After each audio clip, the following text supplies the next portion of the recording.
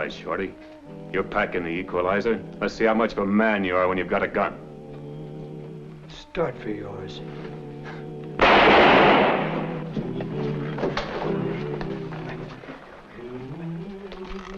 You're slow, Ringgold.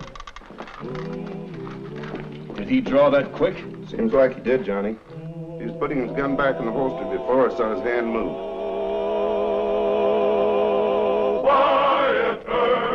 Wyatt Earp, brave, courageous, and bold. Long live his fame, and long live his glory, and long may his story be told. The Life and Legend of Wyatt Earp, starring Hugh O'Brien. It is estimated that Wyatt Earp took part in more than 100 gunfights during his career as a Western Marshal. He was fast because he had to be, but he shot only in line of duty, and he always tried to disable his man rather than kill him. Marshal Earp had no relish for gunfighting, and he scorned the drink-crazed amateurs or criminal psychopaths who gloried in shooting it out with Colt 45s. They made his job as Marshal of Dodge City the most dangerous on the frontier. Thus, when Wyatt met up with Guns McCallum, he thought he knew just what kind of trouble was heading his way. All right, free beer, everybody drinks on Jim Kelly. Step right up and get him, fellas. Everybody drinks, belly up, fellas. And then I want you all to come right on inside. I've got everything in the line of hardware. And a fine collection of guns. Don't forget that. Call me a circus man. Turn me loose. I'll fight that fella. I'll go back in there. No, you're not. Come on. He's too big for you. Kelly! Kelly! McCallum, in trouble already. Bring him into the store. Come on. Was he picking a fight? Yeah, with a cowhand that weighed 100 pounds more than he did. That's all I need. My gunsmith in jail on opening day. Well, all right, fellas, just finish your beer and the store will be open in a minute. Now, you promised me no fight. Now, what is this? The man called me a circus midget. I don't take that from anybody. Now, hush now. It's no disgrace being a trifle undersized. I'm not so big myself. Now, Wyatt, if it'll help his case any, McCallum's from your old hometown of Monmouth, Illinois. Monmouth, huh? I don't ask no favors on that account. Oh, McCallum. Say, aren't you the same McCallum that fought in the war with my brother Jim? They called you Guns. That's right. He was a sergeant with the Warren County Blues. I don't ask no favors on that account either. What's the fine? Well, I'll tell you, there's no fine, Mr. McCallum. You're needed outside. You and I have a little talk. Fine. He was the best gunsmith in Kansas City. Or anywhere else. See there, Wyatt? Big-headed and feisty. Now see if you can talk some sense into his head. Your granddad, Judge Earp, tried that. How is the judge these days, anyhow? Well, he's feeling pretty chipped, last I heard. I warned Mr. Kelly when he hired me in Kansas City. I don't take no lip from anyone. If a man's too big for me to whip with my fist, I got the equalizer. Oh, Remington, huh? You mind if I take a look at it? No. I think it's a better gun than that thing you carry. Well, they're both fine guns, but you're welcome to your opinion. Say, you got this all ticked up like a Swiss watch. Yeah, and you got your grips counterweighted, too, huh? That's right. And that way it ain't barrel heavy. Where'd you get that cannon? Well, that's a special gun that Mr. Ned Buntline had made up by the Colt people. It's very fine for long-range shooting. Well, I don't want to hurt your feelings since you're an Earp from Monmouth, but if I were you, I'd get an open front holster. What's that? It's my own design. I ain't got it patented yet. You're right, Mr. McCallum. Don't trust anybody. Well, say, how are things back at the college? Monmouth College? Mm-hmm. Well, didn't your folks write you? Not lately. Oh, well, the judge put your younger brother, Morg, in there. Study law. Morg? Sure. When was that? Oh, I don't know. Let's see. Cousin Joe Curtis, he wrote me about, 10 days ago. And he said that Willie The Russo... store's open. Come in, one and all. Everything in the line of hardware and a special gun department presided over by Mr. McCallum. Oh, where is that fellow? He must have ducked out. You got a nice place here, Mr. Kelly. Good luck to you. Yeah, well, what's the hurry, Wyatt? Stick around. Let me show you around.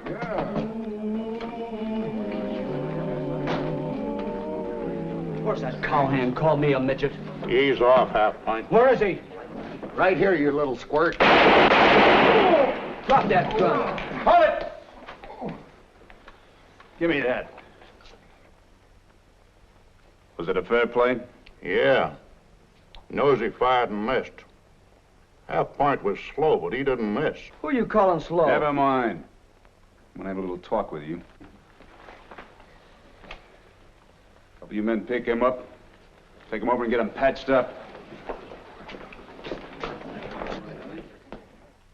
It's not just that you're from Monmouth, well, you're working for Jim Kelly, and he's a good friend of mine. Look, Mr. Kelly is trying to make a new starter after losing Miss Dora. Did he tell you about her? No, he didn't.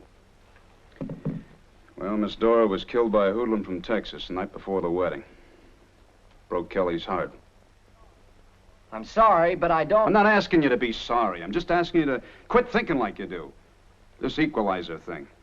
What's the matter with that? It'll get you killed. That's what's wrong with it. Why do you say that? Because there is no such thing as an equalizer. Now, you think packing a gun like that is going to even things up? It sure will. No, it won't. Men are no more equal in their speed with a gun than they are with muscle and fist-fighting ability. I took that big cowhand, didn't I? You think you're fast. Well, let's see how really fast you are. All right. Go ahead, draw. No, I'll wait for you. I don't claim to be as fast as you are. You're not fast at all, Mr. McCallum. I wasn't even trying to hustle. I'm as fast as the average man. Well, that's not fast enough. The way you pick fights, you're not always going to pick the average man, not here in Dodge, anyway. I got a few tricks. I can speed up my draw. Please, Marshal. Is it all right if I leave? Look, will you just do me one favor? Next time a man says something to you about your size, will you come talk to me first? Tell me about it before you go for your gun? Why? Because Mr. Kelly needs you. He can't run a gun shop without a gunsmith. And I'm supposed to take anything off of these drunks just to please Mr. Kelly? No, thanks.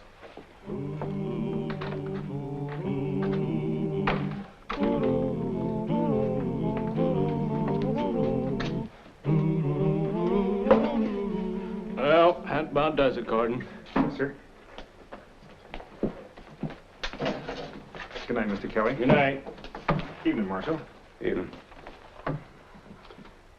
Mr. Kelly, just got your message. Something wrong? I got something. Guns left it for you.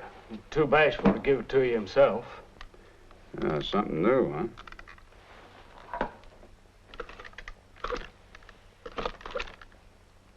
Say, Mr. McCallum's got a good idea here. He should patent it. Is it really faster?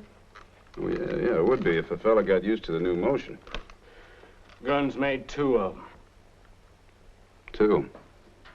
Why? He's gonna use the other one himself. Now, what am I gonna do about that fella, Wyatt? I hate to lose a good gunsmith, but I can't have him going around picking fights. Yeah, I know. Well, I wrote to my grandfather in Monmouth. He and Jim should know all about the fella. You know, maybe something happened to him back there that set him off on the wrong track. You mean this equalizer notion? Yeah.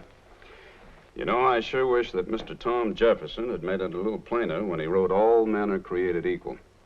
How you mean? Well, all men are equal in the good Lord's sight. But they sure ain't equal the way this world looks at them. That's right. But how are we going to convince Guns McCallum? I don't know yet. It's like a curse was on me. He fixed 3 pistols and 2 rifles this afternoon. He's a genius. Marshal! But he's got the... Marshal! They need you at the Alamo Saloon. McCallum again? Yes, sir. Just shot another cowhand.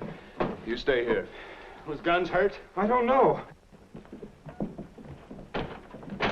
He hit bad? No, the little shrimp got him in the leg. All right, what happened this time? Tex punched Shorty, and they both went to the rack for their guns. I was faster. I used my quick draw rig. Let's go to jail. Come on. What? It was a fair fight. Ask any of them. Shut up! I can keep you in jail for 24 hours at my own discretion. Come on. Thanks, sir.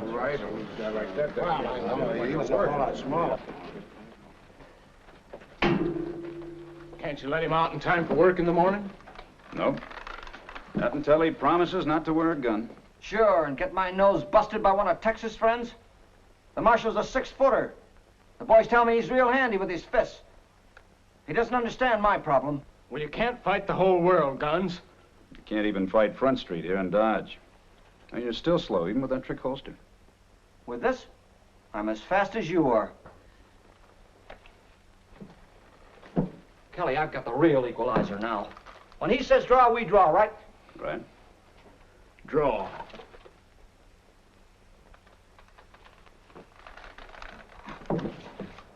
How could any man be that fast? Well, I tell you, Mr. McCallum, I was hustling a little bit that time. But I think you got a good idea there with that holster, and I want to thank you very much for the one you gave to me. I gotta think of something faster. No, just stop being a fool. Don't call me a fool. Well, you're not big enough for fisting men, and you're not quick enough to gun them. But what does that matter? You're a great gunsmith. Isn't that enough? Wyatt, tell him what you told me about all men being equal only in the sight of the Lord. Well, he knows that. Just won't accept it. It ain't fair to be born both slow and small. Well, I'll tell you, Mr. McCallum, in my humble opinion, the good Lord isn't interested in fist fighting and gunfighting. He wants a man to be big inside. Well, you see, fighting's kind of like making more money than you need. They're both mighty low occupations. You can tell what the Lord thinks about them. Fighter's flesh goes to feed the worms, and money often goes to worthless heirs. I never heard a priest or a preacher sum it up so good. Now, come on, Guns. Admit you've been wrong and promise Wyatt to quit this tomfoolery. He's got a whole bench full of work waiting for him in the morning. all right, Marshal. I give you my word. I won't get in any more trouble. Good. You're released. I'll be giving a thanks offering to both churches in town.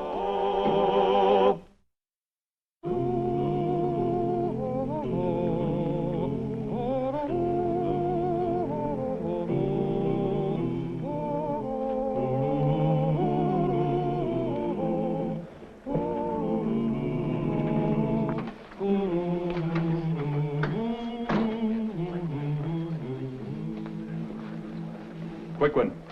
Yes, sir, Mr. Ringgold. Haven't seen you around town much. You got a church deacon for a marshal. A man would be a fool to come to Dodge for a good time.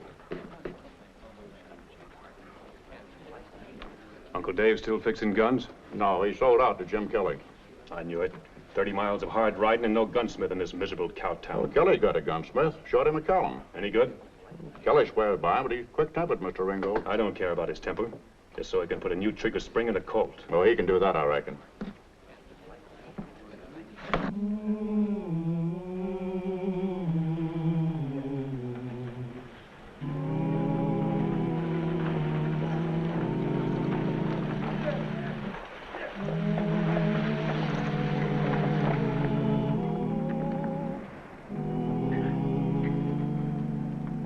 Howdy.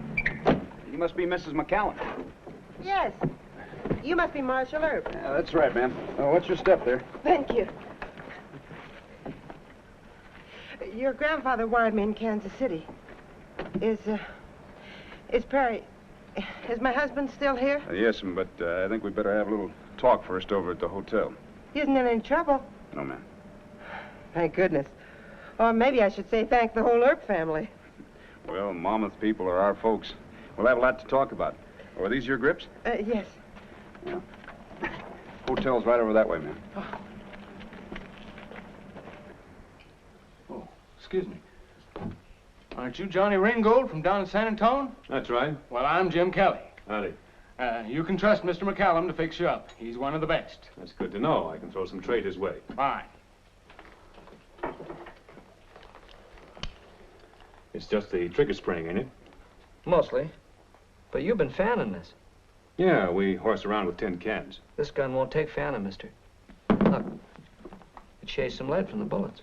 Yeah. You may need a new ratchet and a new cylinder. How long will that take? A couple hours. All right. Much obliged, Shorty. Wait a minute. You sprung the ejector rod casing. Anything else? Yeah. You've been firing hand loads in this. Occasionally, why? Well, you fired a hand squid. It stuck in a barrel. You fired another one right on top of it. Look. Feel that bulge? You trying to promote me for a new barrel? Take it to another gunsmith. Just like that, huh? Fix it, Shorty. I don't care if it costs more than you, and I'm used to this gun, so you fix it. I don't think I want to work on your gun, Mr. Ringgold. Why, you little sawed-off runt. I said fix it! Mr. Ringgold, McCallum. Now, what's the trouble here? He says he won't fix my gun. Trouble? Again?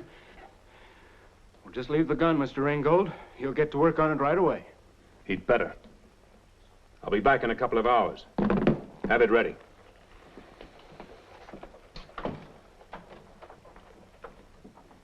That's Johnny Ringgold. He's a killer. You trying to commit suicide? I ain't afraid of him. I gave you and Earp my word. I'll try and fix it. Now, that's acting sensible. And we just never had a peaceful day. It's not my fault I'm bigger than he is. Not that I ever cared about size or what people say. But I knew he was sensitive about it. Maybe he should have married a small woman. But I love him, and here I am. Well, did you leave Mr. McCallum, or did he leave you?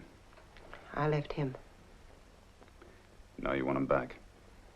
Yes. I traced him to Kansas City, and I wrote Judge Earp. That's how he was able to wire me about his being here in Dodge City. Do you think we can make it up? Well, he's got a lot of pride. Too much pride. He's already wounded 2 men in gunfights. Kind of me, I guess. Why do you say that? My refusal to understand his grudge against life. You know, Grandpa Earp used to tell us boys that the unfairness of life was just one more good reason for believing in God. Would all be evened up in his own good time. Look, I think I better talk to Mr. McCallum. He'll know it was a put-up job, your being here. And I want him to blame me, not you. Thank you, Mr. Earp. I'll wait here and hope.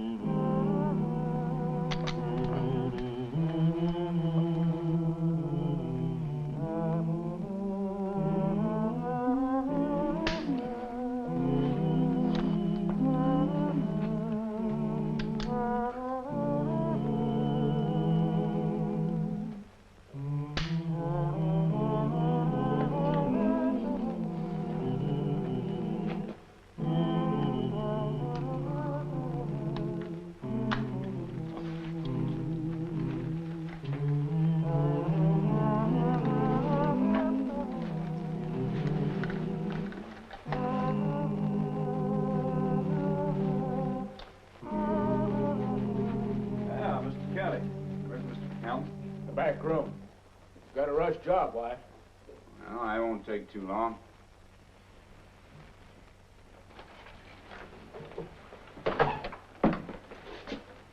Marshal? I, got some news for you. What? Your wife's in town. Oh? Yeah, I sent a wire to my grandfather in Monmouth. He got a message to her. I guess she can bawl me out for meddling. Why'd she come? She wants to kiss and make up. Well, that is, if you're willing. I'll have to think it over. Well, she expects that. She's waiting for you over at the Dodge Hotel. She feels sorry for me, huh? No, she doesn't. Why should anybody feel sorry for you? You're enjoying good health, aren't you? You got a job with one of the real men here in town. No. The only one that pities you is you. I'll see you later. What? McCallum almost had a fight with Johnny Ringgold. Oh, no, not him. Fast gun and a good time. But Guns remembered his promise. He calmed down and agreed to work on Ringgold's 45. Good for him. Thought I was going to have to arrest Mr. Ringgold. Oh, no. Now, you be polite to Johnny. He can send me a lot of customers. If you'll be polite to me.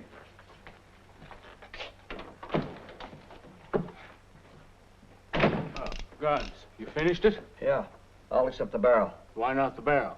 Factory didn't send any 5.5-inch barrels. Anyway, I couldn't put in a new barrel in less than half a day. Well, we'll explain to Johnny that... You explain to Johnny. I'm going to meet someone at the hotel. Now... If I stay here, I'll get in a fight with Ringgold. Is that what you want? No. I'll handle it.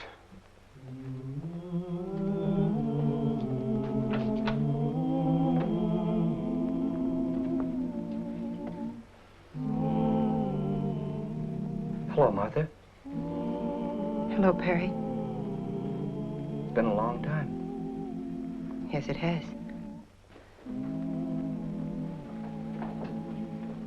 Well? I never lied to you, Martha. I want us back together again. So do I. Very much. But you've got to hear the rest of it. I walked away from a fight just now. You must have had your reasons. With a gunfighter named John Ringgold. I left Mr. Kelly to argue with him. Mr. Kelly, he won't get hurt. I don't know. But Marshal Earp says I should quit fighting. What do you say, Martha? With fists and guns, yes. But deep inside you, never stop fighting. Not for yourself, or me, or anyone that the world tries to bully. All right, Martha. Let's leave this town. And don't think you can make excuses for Shorty. I told him to have the gun ready when I came for it. I told you. He couldn't. The factory didn't send How it. do you know? Shorty could have a dozen barrels stashed away. No, Mr. Ringgold. Save your breath. I've got another gun that works real good. Where can I find Shorty? I don't know. You see... Never mind. I'll find him.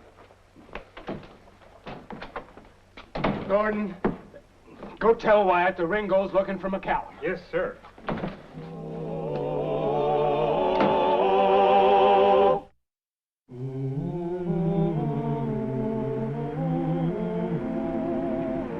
Oh, here they come now, Perry. Will you relax?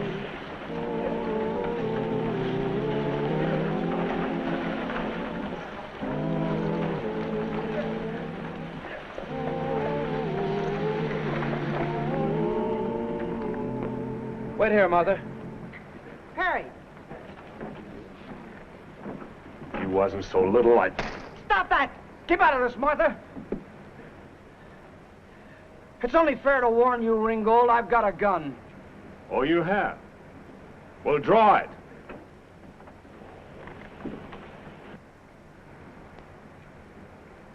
I'm waiting, little man. Start for yours. All right. Perry, are you hurt? No! Is that your gun? No, sir, it's his. He try and draw on you? He most certainly did. He slapped Perry's face. Perry warned him he was armed, but he started to draw his pistol from his belt. Perry shot first, but it was in self-defense. All right, some of you men pick him up, take him over to the dock. Rest of you men, break it up. Go on, break it up. You used a hidden gun, huh? Yes, sir. A new rig of mine. You think this makes you equal to him as a gunfighter, huh? No, sir. Just tricky. Well, Mr. McCallum, I'm going to have to keep you in jail for a while. Jail? Why should he go to jail? Because Ringgold's got at least 12 friends in this town. He can't kill them all. But Perry only shot him. Martha. He's doing this for my own protection. Don't argue with Marshal Earp. All right. Just as you say. But it isn't fair. Why do these things always happen to us? Well, ma'am, that's about the way things usually turn out. Could have been worse. This string might not have worked. You'd have been a widow.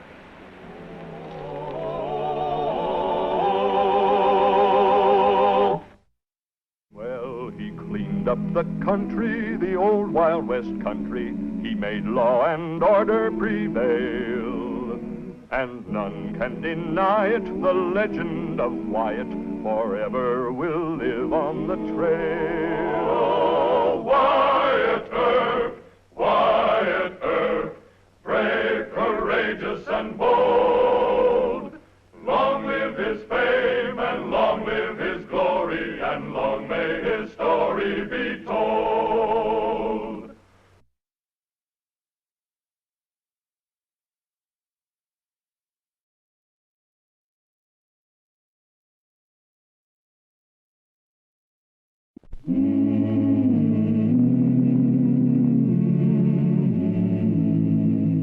Wyatt Earp, Wyatt Earp, brave, courageous, and bold. Long live his fame, and long live his glory, and long may his story be told.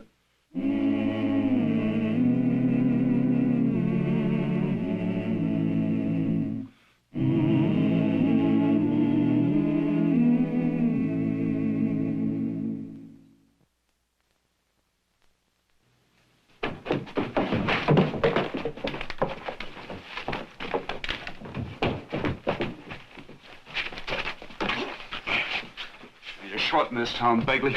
You're leaving Wichita.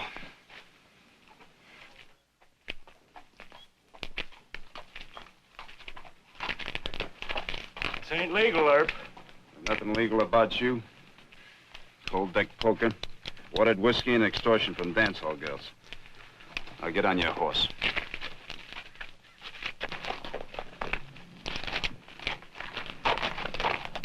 I'll be back just as soon as Josh Clanton's elected the new mayor.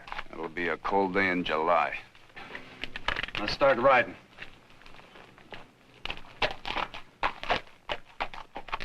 And I say to you, there's but one real issue in this campaign, and that issue is a scoundrel by the name of Wyatt Earp. That's right.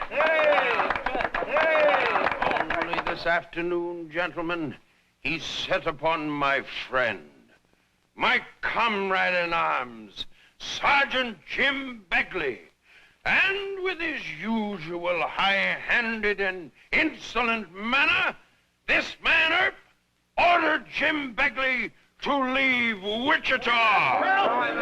I tell you, my friends, this man Earp is the lowest type of thug. He's become the willing tool of Mayor Jim Hope. Sure has. And this unspeakable editor, Marsh Murdoch. And I promise you... Oh, shut up, Clanton. Get off of that wagon. I promise you, the moment that I'm elected, I'll fire Wyatt Earp.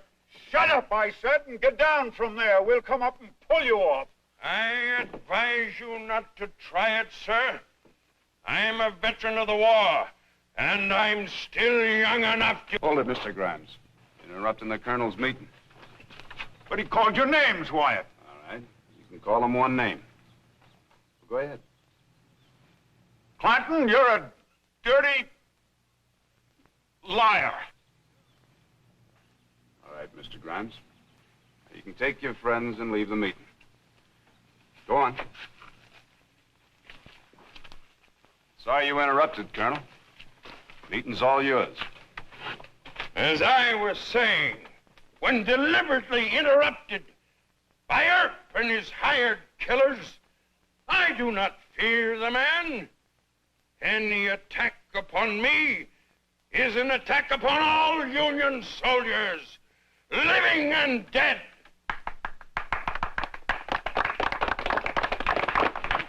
I don't understand, Wyatt. I was only trying to help. I appreciate what you're trying to do for me, Mr. Grimes, but we gotta let the colonel have his say. All right, Wyatt. But you tell Jim Hope he's liable to lose this election if he doesn't show up that blatherskite for what he really is. Well, I think you're right. And I'll tell the mayor. Tell Hannigan not to let that Clanton crowd keep our papers off the stands. Well, well, our hero himself, our plumed knight. What? Read my page 1 editorial. Jim Hope's meeting beat the colonel's crowd 2-1. As our late president said, you can't fool all of the What's the matter? Don't you like what I wrote? Well, it's a little too complimentary. This is no time for modesty, Wyatt. It's a political fight. Look, Mr. Murdoch, I like compliments, but I don't think defending me is the line to take. You think our side is handling things wrong? That's what I'm trying to say, yes. Well, you won't stand up for your record. I have to. You want the Eagle to let Clanton lie about you without answering? Yes, sir, I do. Why?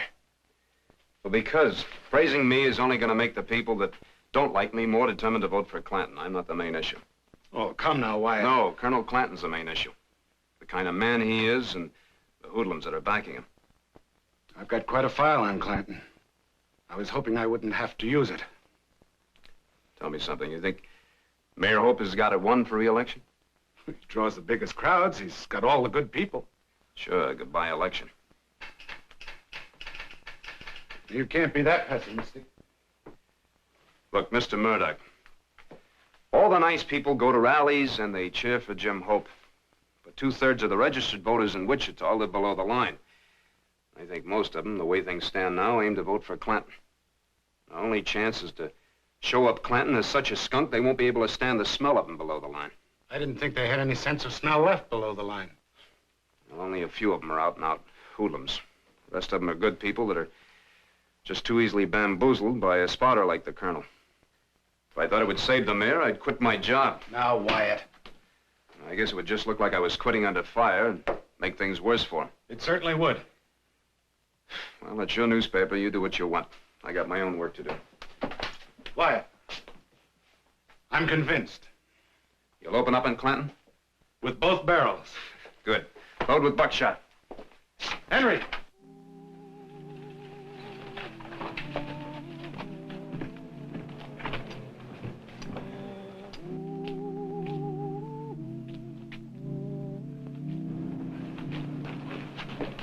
Here. Better let me help you with that, ma'am. Oh, thank you. I'm not well. I came to see Dr. Fabrique. Isn't his office... It's right there, ma'am. Here. Take my arm. Yes. That's it. Now, can you walk? Yes. I took too much medicine. Nothing else. Please, believe me. Just take it easy, ma'am. Of course I believe you. Watch that step. That's it. Doc! Doc! Who is it? It's Wyatt, Doc. There's a lady here that's very sick. All right, all right. Oh, it's you, Mrs. Clanton. Take her in the office, Wyatt. Just take it easy. Sit in this chair. How much bromide did you take, Mrs. Clanton? I don't remember. Bromide? Yeah, I give it to my patients to quiet their nerves. They keep taking it until they get themselves toxic. Colonel Clanton's wife? Yep. Drink this, Mrs. Clanton. I know you'll feel better.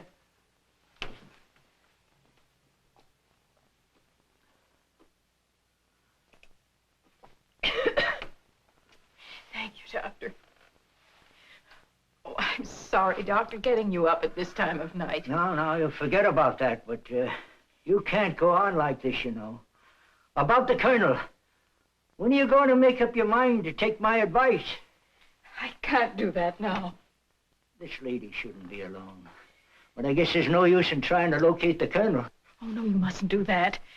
I'm feeling much better. I'm not nearly so dizzy now. But you still better let Marshal Earp drive you home. Marshal Earp? Are you the man my husband says such mean things about? Well, don't let it embarrass you, Mrs. Clanton. It ain't her fault, Wyatt. Doctor. Now, you go along with the Marshal. But I shouldn't trouble Mr. Earp and it'll look odd if we're seen together. It'll look a lot odder if you have another dizzy spell. It's going to be no trouble at all, Mrs. Clanton. That's it. Good night, Doc. Good night, Wyatt. Good night, Mrs. Clanton. You should take the doctor's advice. What do you know about that? Nothing, Mrs. Clinton. What advice did the doc give you? Dr. Fabrique wants me to leave my husband. Oh. Why did I tell you that? You can go right to Mr. Murdoch at the Eagle. Well, I don't work for Mr. Murdoch, ma'am. Meaning that you won't say anything about any of this? But why wouldn't you? You have every reason to get back at the Colonel. Well, not that way. I have no course but to trust you. Dr. Fabrique and you are the only men who've been kind to me for a long time. Will you let me drive the rest of the way myself? It's only a few houses. Of course, ma'am. Oh!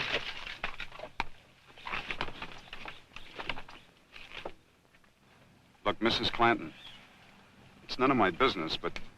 Yes? Well, things are going to get awful rough around here, and... Well, you're from New York, aren't you? Couldn't you go back there on a visit? No, Mr. Earp. My husband's threatened to kill me if I try to leave him. Good night.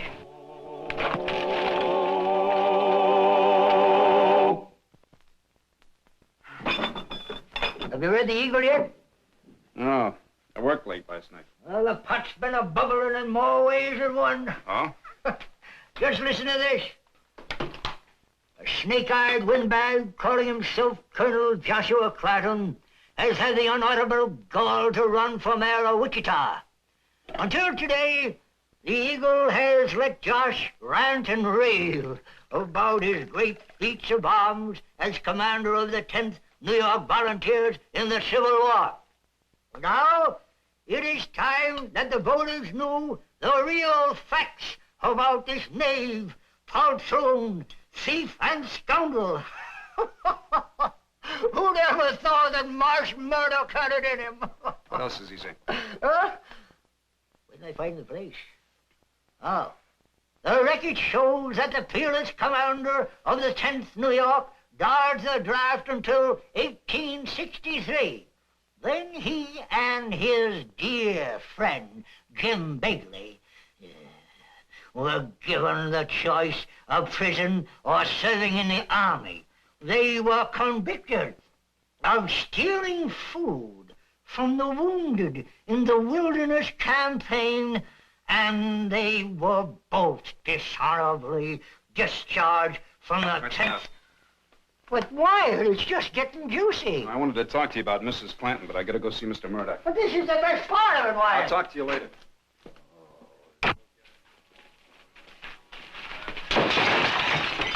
Hold your fire, men! Hold it! Let me attend to Murdoch, then you can wreck the place. Murdoch, I'm gonna horsewhip you.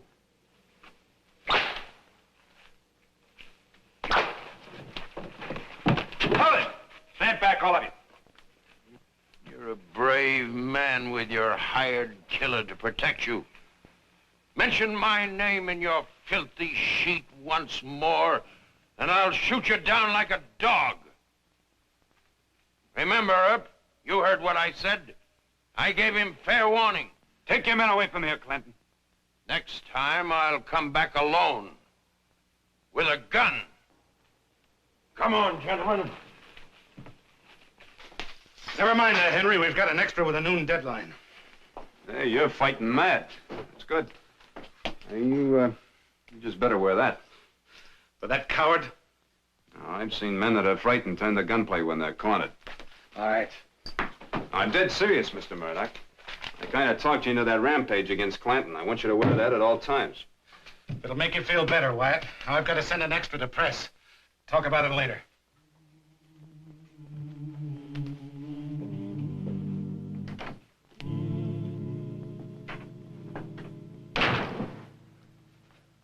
What's worrying you? What I wanted to talk to you about before was Mrs. Clanton. She told me last night you advised her to leave her husband. It's a private communication between a patient and her doctor. Yeah? Well, Clanton threatened to kill her. That puts it in my department. Josh ain't never had the nerve to kill anybody. It's what Marsh Murdoch thinks. Look, Doc, this political row's getting out of hand. Maybe if I can talk Mrs. Clanton into calming her husband down, I can ride herd on Murdoch. Well, Murdoch was always a meek and mild man to make a good editor. But now, just when he's dipping his arrows in poison, you want to ruin his whole career. See, there's no point in talking with you. Certainly ain't. I'm gonna go over and see Mrs. Clanton. Good. I hope the colonel catches you at it. Then we'll have some real shooting. Doc, you have such a gentle soul.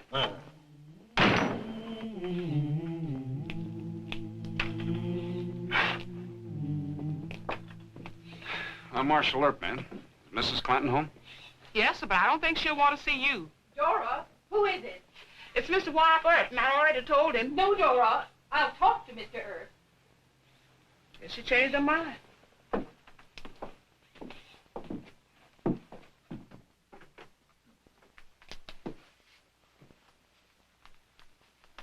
It's all right, Dora.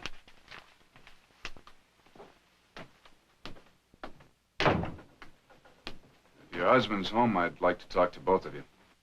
How had you the impudence to come here after this article in the paper? What article? I suppose you know nothing about it. No, I don't. It insinuates that my illness is a thing that should be hidden. That because I'm never seen with my husband, I'm a skeleton in his closet. It even insinuates that perhaps I drink. A fit mate for Private Clanton, a fraudulent warrior. Oh. I'm terribly sorry, Mrs. Clanton. I just can't imagine Mr. Murdoch printing a story like this. Is that so hard to believe when you went right to him with your story? I didn't tell him anything about you. I didn't even mention that we'd met. Then it was Dr. Fabrique? No. No, he wouldn't answer any of my questions about you. Does the story mention the fact that you want to leave your husband, but you're afraid to because he threatens you? No. Well, politically, that's even a more damaging story than this. Oh, of course. I'm sorry, Mr. Earp. I've been so heartsick about everything. Well, I don't blame you. And Mr. Murdoch will print a retraction. I'll go right over to his office.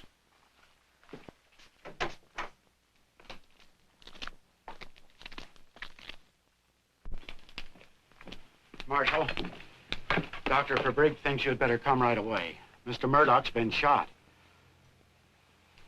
Who did it? We don't know. It's in the lung, and Doc won't let him talk. Was he in any danger? Doc wouldn't say. Oh, I'm sorry, Mr. Earp. Really, very sorry. Has your husband been home today?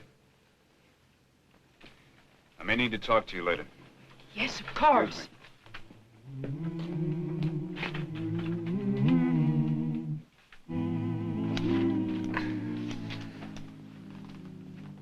Marsh Murdoch, editor of the Wichita Eagle, was shot and superficially wounded at 7:15 last night by Jim Begley, a henchman of Private Josh Clanton. Begley was accompanied to the Eagle office by Clanton. Private Clanton tried to do the shooting himself, but lost his nerve, and Begley then drew his own weapon and fired. It was Begley, huh? Yes. Will you get that story over to my office, Wyatt? You better get out of here. You're making his temperature go up. If you don't stop shouting, you're going to make his temperature go up. What? Forget it. Would you like a little nip? I've been looking for you, Marshal. Colonel Clanton gave me his gun. He owns up that he did it. Oh? You plead guilty to the charge? Proudly. I shot Murdoch in defense of my wife's honor. Take him to jail, Sam. I demand an immediate hearing before Judge Jewett. That's for Judge Jewett to decide, not you. Now go on.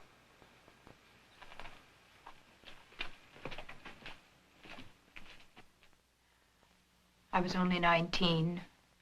He was a war hero, an older man, so I was an infatuated fool and married him. All he wanted was a young wife and the money my folks left me.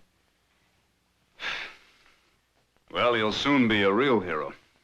He shot my friend in defense of your good name. But Mr. Murdoch said it was that Begley fellow. It's just his word against your husband's. Unless I find Begley. But that's terrible, Mr. Earp. Why, what does Josh Clanton care for me or my reputation? He's disgraced me with women. He keeps me like a prisoner in my own house. Well, Mrs. Clanton, the voters don't know that. Do you mean he might actually be elected mayor? If he gets away with the lie of the injured husband, he can't lose. But he's got to lose. I'll announce I'm leaving him. I'll tell the whole story of why. It's too late for that now. I never dreamed he stood a chance of being elected. I despised him so I thought surely the public would see him as I do. Mrs. Clanton, I've got to find Bagley. Can you help me?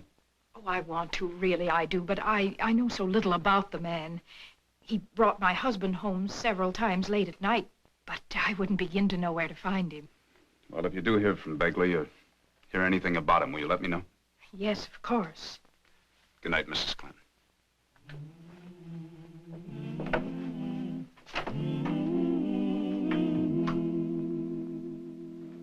Can't you explain to Jim the legal rule that ties my hand? He knows the law, Judge. I'm only asking you to stretch it a little and not let that scoundrel have a chance to strut in court. He's pleaded guilty. He's demanded an immediate hearing and sentence. And the law clearly states that I must give him his day in court to allow him to present extenuating circumstances that might lighten his punishment. It's no use, Jim. Marshal, there's a lady here to see you. She wouldn't give me your name. No, I think I know her name. You better let me talk to her alone. We wait outside. Send her in, will you? Yes, sir. Would you come in, please? Good morning, ma'am. It's Bagley. He's at the house. Oh? He wanted money, $500. I told him I'd have to go to the bank. Good. You think you'll wait?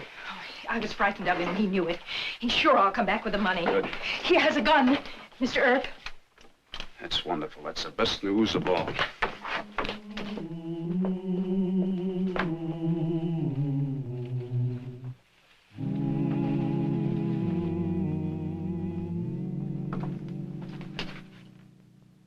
Draw.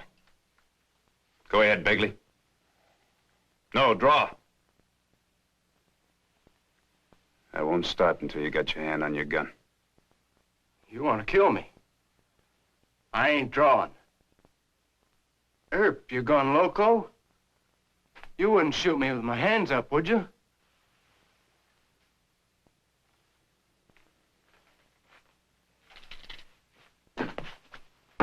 You shot a good friend of mine.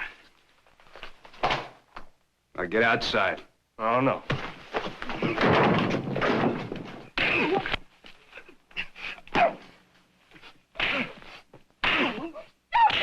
Stop it, Mr. Earp!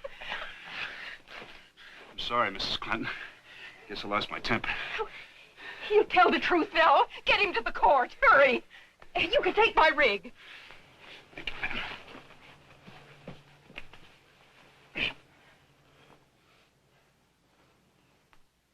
Murdoch called the woman I loved a drunker.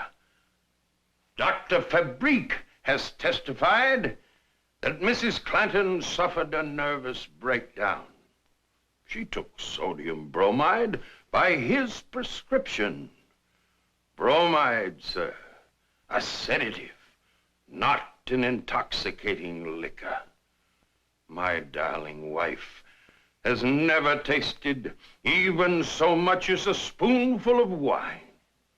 Mr. Clanton, I take it that you're offering the plea of extreme provocation for this court to consider. I make no plea, sir. I did what any decent husband would do.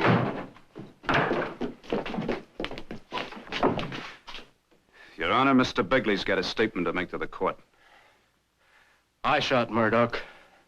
Josh tried to, but he lost his nerve. That's a lie, sir. A contemptible lie. Will you repeat that statement under oath in this court? Yes, sir. Very well. Hold up your right hand.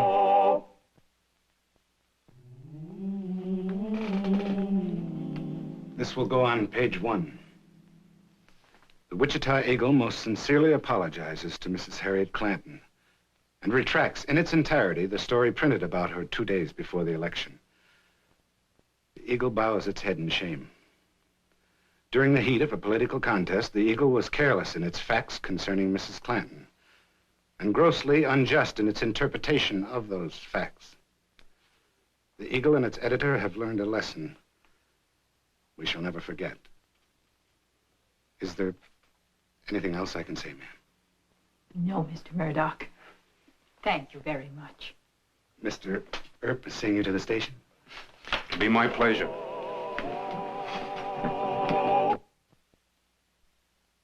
Well, he cleaned up the country, the old Wild West country. He made law and order prevail. And none can deny it, the legend of Wyatt forever will live on the trail. Oh, Wyatt Earp, Wyatt Earp, brave, courageous, and bold. Long live his fame, and long live his glory, and long may his story be told. Long may his story be told.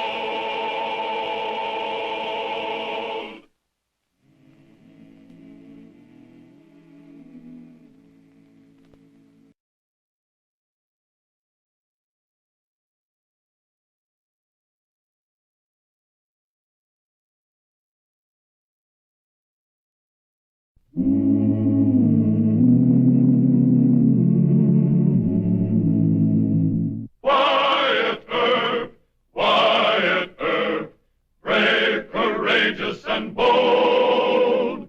Long live his fame, and long live his glory, and long may his story be told.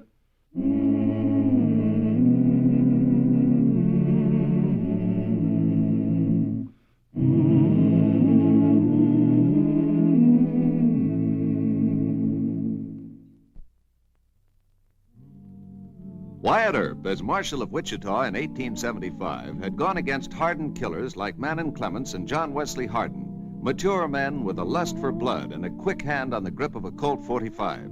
But there was a group of desperados, most of them 18 or 20 years old, who styled themselves Billy the Kid or the Pecos Kid or the Comanche Kid.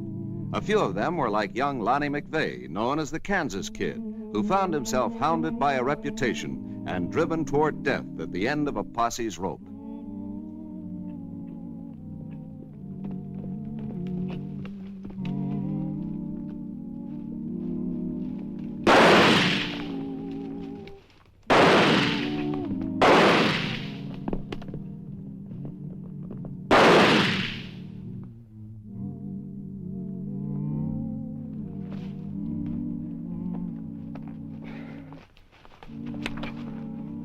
How bad is he?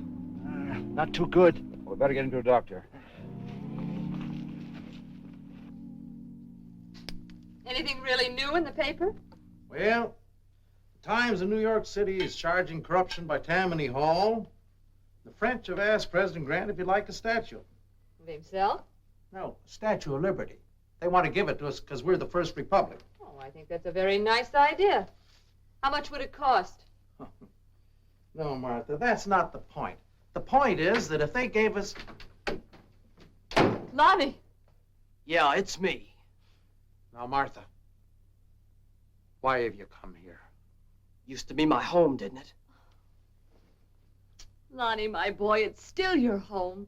We've missed you so and waited. Martha? There's a posse after me. That's the only reason I came back.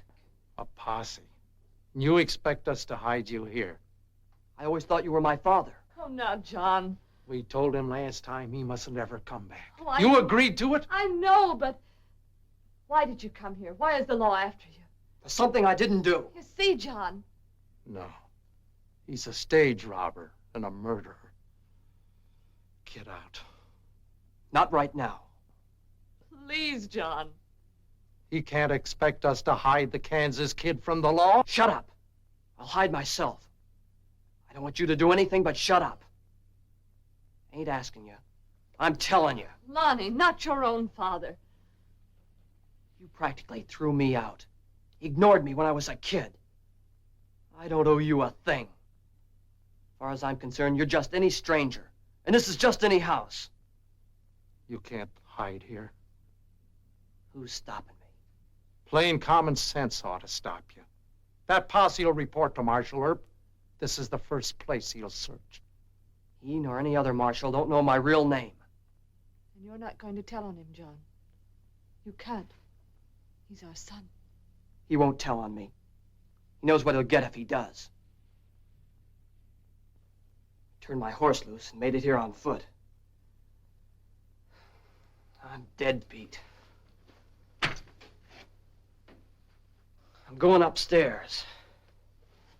The least you can do is give me a bed for the night, considering you haven't much choice. Now, Martha, we agreed Lonnie, that... what are they after you for? They say I killed a man. They aim to hang me.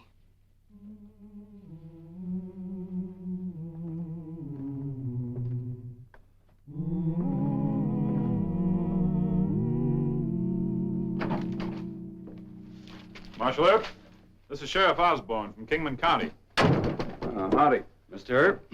These are my two deputies, Larson, Jones. Glad to know you. A long way from home. Yeah. They chased the Kansas kid into town, but he got away. Oh, how? The kid shot Danny Ober just as we were overtaking him outside the city limits. We had to stop, take care of him. He's over at the docks now. Doc Fabrique's a good man. Seemed to know his business. Sit down, gentlemen. How do you think the kid's holed up in Wichita? Huh? Oh, he has to be. Rode in here not more than half an hour ago. What's he wanted for besides wounding one of your deputies? Well, he killed a Wells Fargo guard in a stage holdup outside of Kingman City. I'm having some of these printed up. The Kansas kid. There are a dozen kids, this and that. What's his real name? Nobody knows. Works out of the brush country. Never comes into town, huh? If he has, he's sure got sense enough not to brag on who he is. But you men can identify him? We got close enough for that. He's slender, brown hair, brown eyes, good-looking kid. Marshal Earp, we picked up a stray horse that was wanted on Cross Street off Douglas Avenue. I got him outside. That could be the kid's horse. Let's take a look. This is the one right here. With the blaze, 3 white stockings, belongs to the kid, all right. Looks like he was traveling light. A long ride. Looks like an old saddle, too. About 8 or 9 years, I'd say. Uh-huh. This saddle maker's mark might give us a lead. Looks like old man Gentry's. Here in Wichita? Yeah. We'll take the horse on down to his shop. You and your men might as well get some rest and something to eat. Any objection to my going along with you, Mr. Earp? Well, happens there is. Old man Gentry may not want to talk in front of strangers. Okay, you're the law in Wichita, so long as we get the kid. If he's here, you get him. Come on, boy. Who is it? Your mother.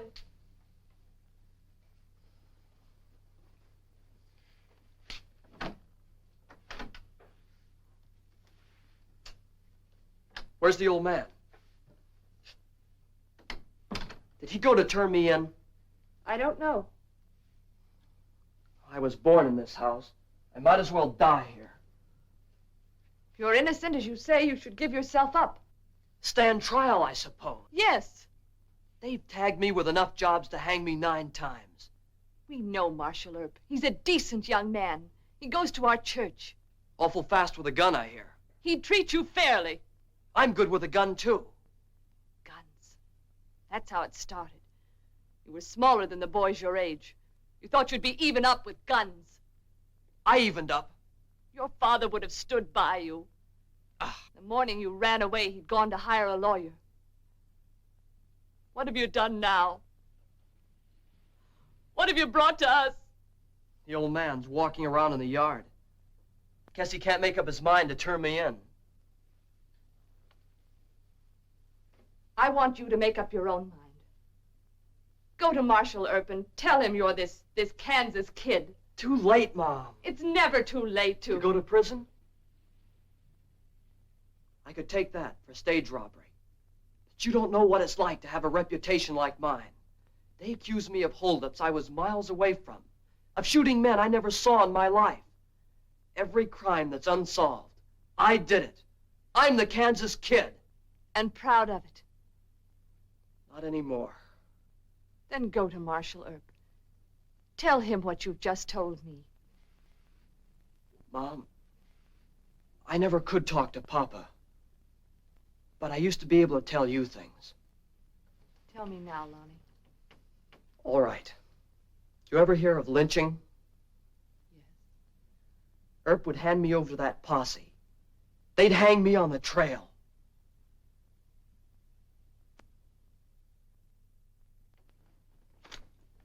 That your saddle, Mr. Gentry? Yeah, I made it. You remember who bought it? Forget. You keep a record of all your sales, don't you? No. Look, Mr. Gentry, Wichita is a small town. The boy that rode that can't hide here for very long. Now, if you know who it is, the kindest thing you can do is to tell me. How do you figure that? Some men from Kingman County are after him. I can vouch for me and my deputies, but if the other crowd spots him first, I can't vouch for them. Your memory improving? You wouldn't want me to remember, Wyatt.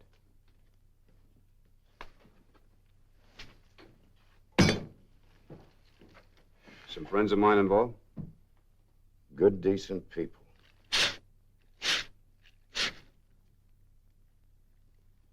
Withholding information like this may lead to the arrest of an outlaw. You know what that means? Jail? You wouldn't go that far. Yes, I would if I had to. Come on, you might as well tell me. I'm going to find out anyway. Okay, Wyatt. I tried to protect a good family. John McVeigh bought it from me. John McVeigh? I'm looking for a kid that's 18 or 19 years of age. Does he have any children? He had a son, if you must know. I almost wish I didn't have to know. He's their sorrow, Wyatt.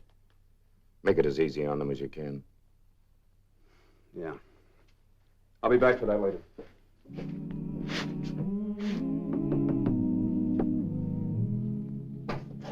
Oh, hello, Wyatt. Come in. Evening, John. Won't you sit down? Oh, thanks. Is your son at home? Wyatt. Look, I know you want to lie to me. I couldn't blame you much if you did. He said he didn't kill the Wells Fargo guard.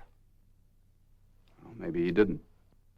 I'm not trying to make excuses for him. People blamed his mother and me. They always blame the parents when a boy goes wrong. Well, they shouldn't blame his mother. I'm the one, I guess. Always on the go. Ohio to Illinois, Illinois to Kentucky, and then out here. Scratching for a living. And forgetting, I guess, that my boy needed a little of me. And every time he needed me, Wyatt, I wasn't around. Ain't much feeling between us, I guess, and heavens knows there ought to be. I still don't know the whole answer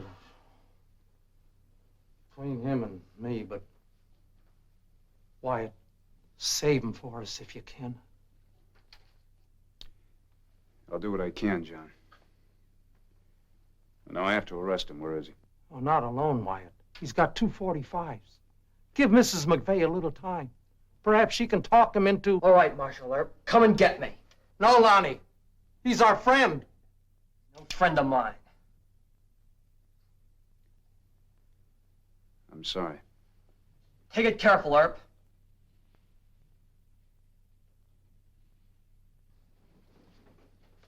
Don't shoot him. Aim at me. Finish what you've started, Lonnie. Mom, that was a crazy thing to do. I might have pulled the trigger accidental. Not so smart of you, Mr. Earp.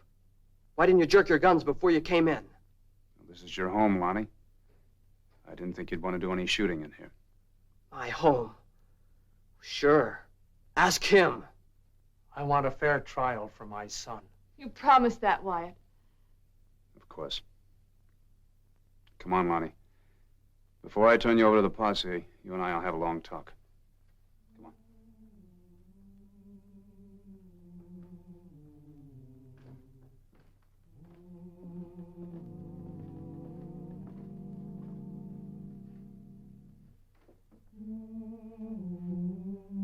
Mom.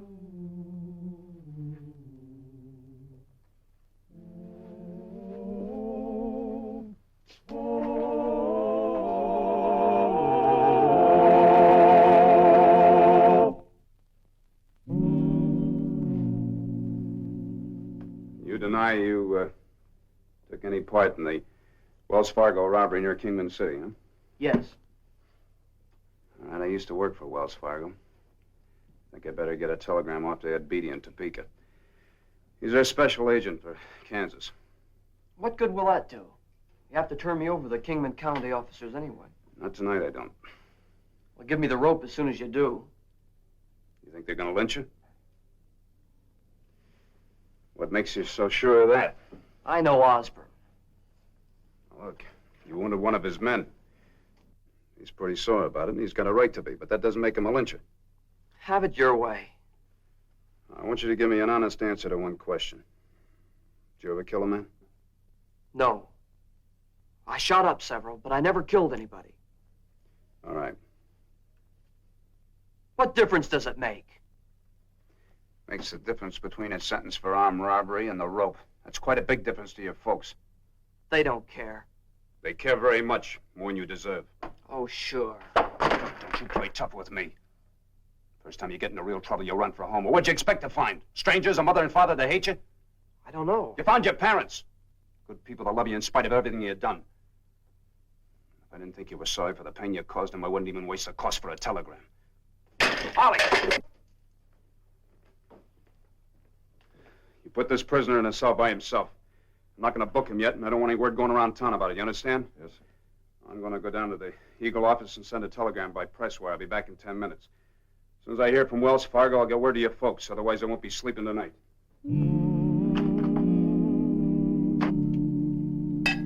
Well, we better get back to the jail. See if Earp has tracked down that saddle mark. I don't trust that Earp fella, Charlie. Why didn't he take you along? It's his town. Hey, you the lawman from Kingman City that's after the Kansas kid? Yeah, you seen him? No, but Marshal Earp sneaked a young fella into jail. Maybe he's pulling a fast one. Oh? I got a good look at the kid. Slender, brown hair, brown eyes? Yeah, that's him. You just bought yourself a drink. Oh, thanks. Sit down, boys. We don't want any trouble with Earp. He's against lynching. Oh? You aim to swing the kid?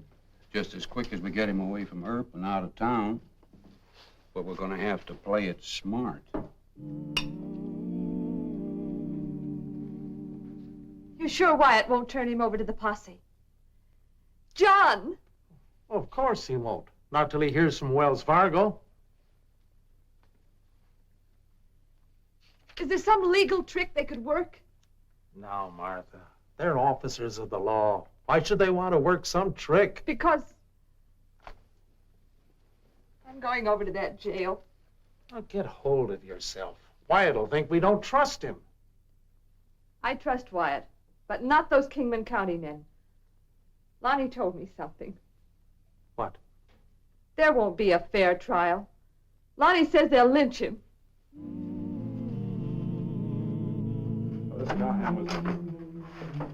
What's a big conference? Wyatt, there's some wild talk I think you ought to know about. What's that? Cowhand in the Texas bar is telling us that the new prisoner's the Kansas kid. You can't keep a cowhand from talking. Yeah, but Marshal... Here you made an arrest. The fellow told me he recognized the prisoner as a boy who used to live around here. That's right, Mr. Osborne. Name of Lonnie McVeigh. Well, I guess I ought to take a look at him. Sit down for a second. Lonnie admits to being the Kansas kid. Say, fast work, Marshal. Yeah, but he denies pulling the Wells Fargo job. Sure. Denying it, what's he got to lose? You believe him? This wire just came from Ed Beatty. He's a special agent for Wells Fargo in Kansas. I wired him asking if he was positive the kid pulled the job. Uh-huh. Well, all he says here is that his men on the case have some doubt. Yeah, well, I know Ed Beatty. He'll check with the Pinkertons. You know, there's one point we both forget. What's that? McVeigh claims to be the Kansas kid. But is he? Yeah, that's right. Well, maybe I ought to take a look at him anyway, just to make sure. All right. I kind of hope he is bragging. Stand up, Lonnie. Huh? Well, I don't know. I'm not sure. Turn around, son. You know me, Osborne. I never saw the kid in good light close up. Tell him to turn around. Look, he's got to identify you. It's important. All right. Well, I sure couldn't swear to it. Maybe you ought to have my boys in here to take a look at him. They get a better look at the kid? Well, Larson did. You know, it'd be a long haul back to Kingman with the wrong man. I thought you were going to telegraph Wells Fargo. I did. They're checking with the Pinkertons. Are you still claiming you're the Kansas kid? Osborne knows I am. This is just some kind of a trick. Maybe you're the tricky one. If my boys aren't any more certain than I am, we're wasting time. Well, it's just common sense to have them identified. For your sake, I got to be positive. Go get your boys.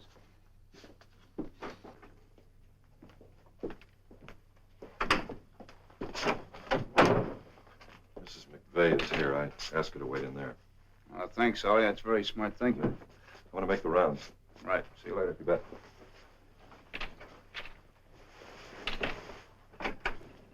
Come in, Mrs. McVeigh. Sorry to keep you waiting. That's quite all right. Won't you please sit down? Thank you. You're not going to let them take him away. No.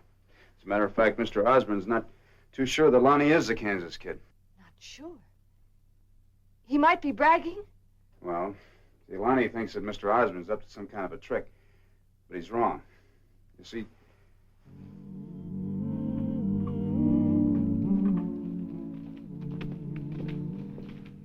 Herb doesn't suspect a thing. There's only him and the two deputies.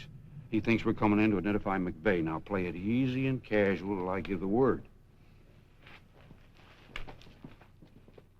Whether Lonnie's telling the truth or not, Mr. Osborne doesn't act like a hothead or a rope slinger to me. But anyway, I'm not going to release the boy to Mr. Osborne until I hear from Wells Fargo. Oh, God bless you for that. His father and I are so grateful. Wyatt, Osborne and his deputies are headed up this way now. Oh, good. Oh, Mrs. McVeigh, would you mind waiting in the other room a moment? I'll be right with you. Here they are. I got a hunch it's just a fool kid trying to build himself into a desperate character. Could be.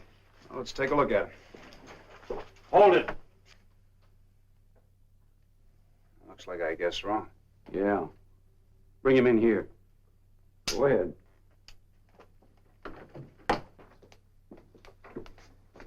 Get the keys. Get them. Go on, Ollie. You're not going to make this work, Osborne. It's working. Lock him up. I told you about him. Save your breath, kid. You're going to be needing it. Well, hurry up. Don't be all day, Larson. Come out of there, kid. What are you going to do with me? You know what we're going to do with you. Hey, let go of me. Let me go. Lonnie, what are they doing? They're going to hang me. Stop it! Turn him loose! Stop it! No! Mrs. McVeigh, come in here. What? Why have they taken him? Never mind that. Just get the other set of keys. They're in my desk. Right-hand drawer. But why are Just they... get the keys.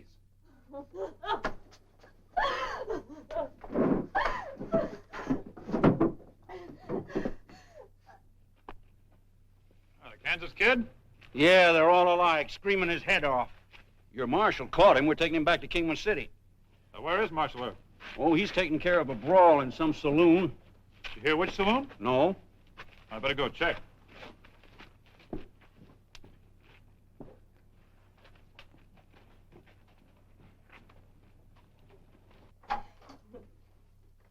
The keys, I can't get it open! The keys? What are you doing, Mrs. McVeigh? They've locked Marshal Earp in there and they've taken my boy and I can't find the keys! Hurry up. Hurry, please! Mrs. McVeigh, you go home and stay there. Paul, grab a shotgun. All right.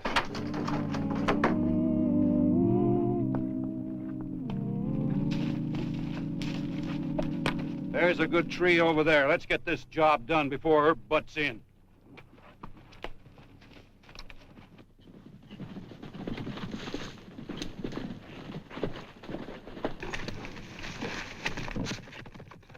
Larson. Be sure that's tied off good. What's the matter with you, Jones? Let me have that thing. You don't know how to do anything. I never saw such a guy. All you gotta do is get in the right place. Look out, manager! What? Coming down! Let's go.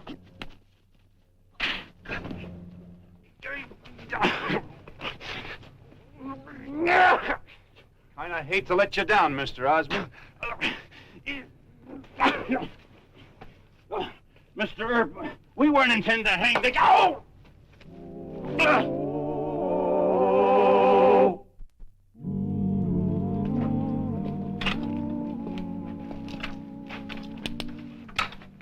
Don't worry too much, Mrs. McVeigh.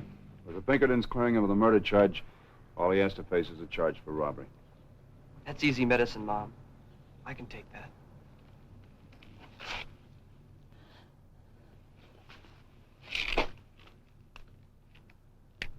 Dad? Good luck, son.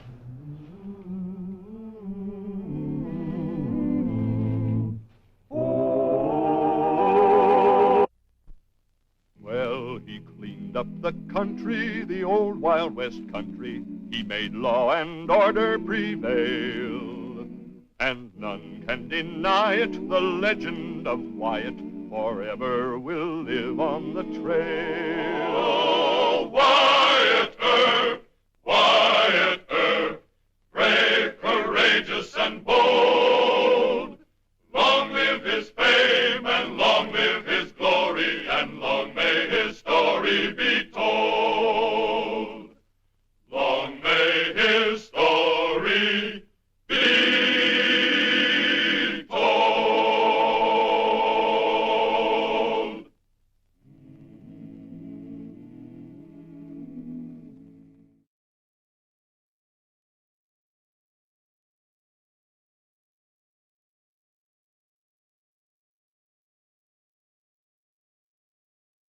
Oh, Wyatt Earp, Wyatt Earp, brave, courageous, and bold. Long live his fame, and long live his glory, and long may his story be told. You couldn't tame a town like Dodge City, Kansas in 1876 by preaching the Golden Rule alone. If Dodge was to be civilized, the only argument was a fast gun or hard fists. Marshal Wyatt Earp knew this from bloody experience, and Marshal Earp should have known that his enemies were still out to get him, by assassination or by so discrediting him that he would have to quit. Dear Margaret, it's happened. I have fallen in love. His name is Wyatt Earp, and he's the marshal here in Dodge City. Dodge City of all places. But that's why I know it's real. Dodge is very real. There's nothing but dust and the hot Kansas sun and...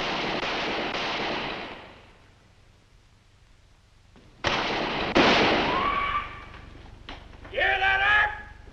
Why don't you try to stop me from celebrating?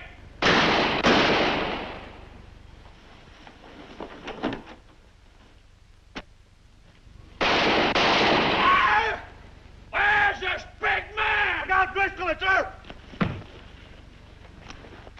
Wyatt, are you hurt? It was Fabian. No, ma'am, I'm not hurt at all, thanks. But he is. Did you shoot him? Oh, no, ma'am. I just hit Mr. Driscoll over the head. A bit. Oh, but he's bleeding. Yes, ma'am. Mr. Sullivan, would you take Mr. Driscoll to jail, please? But Wyatt, shouldn't he have a doctor? And send for Doc McCarty. I'm sorry, Mr. Earp. Forget it. Miss Fabian, you don't belong here. Oh, but I was afraid that...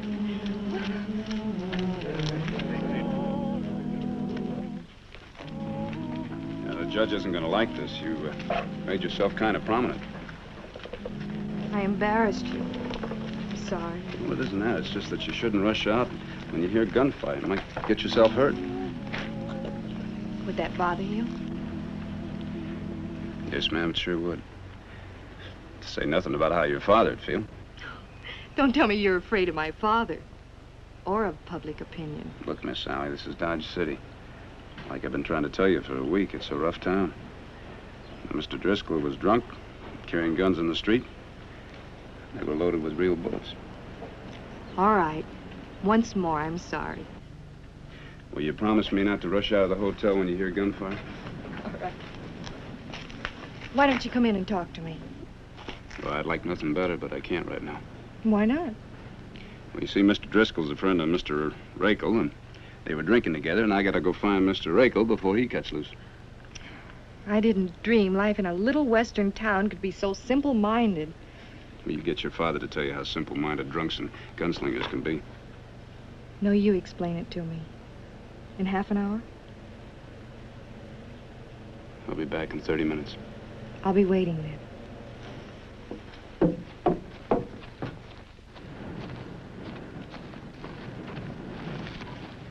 Where's Mr. Rakel? The Long Branch Saloon, picking a fight with the dealer. Hey, let's go.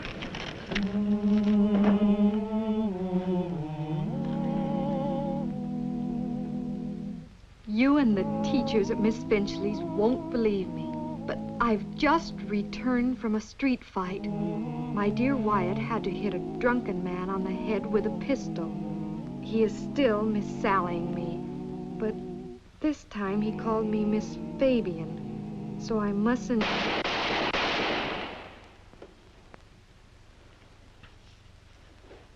Help! Help! Help! That man is drunk! Don't let him kill me! You bet I'll kill...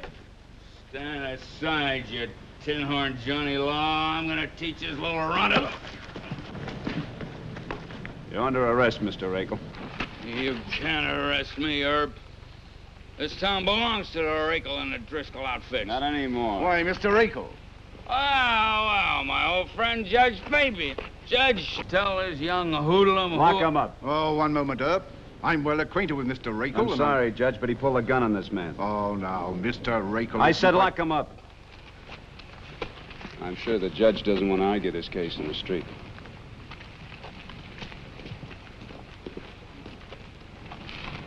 Anything I can do to help, Judge? Yes, Mr. Albright. Try to talk some sense into that young hothead. I'll take care of it right away, Your Honor.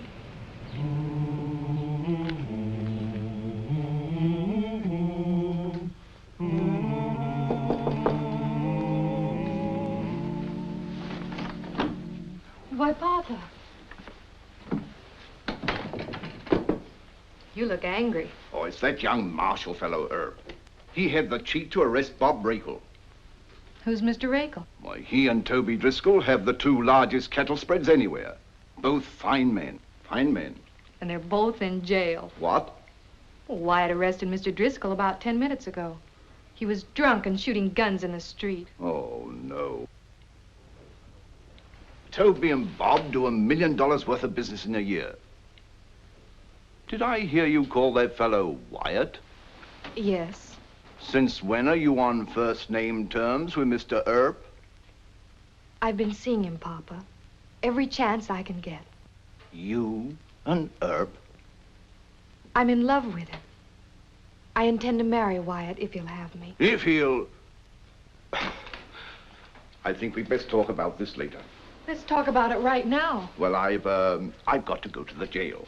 Papa, Wyatt hasn't asked me, so don't blame him.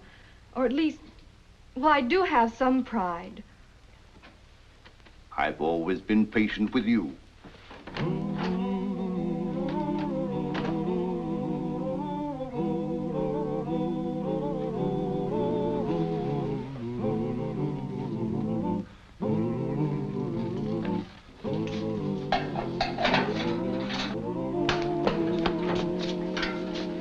Toby, what are you doing in here? Same as you, I reckon.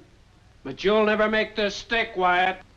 Look, you were drinking and shooting guns in the street, and that'll stick.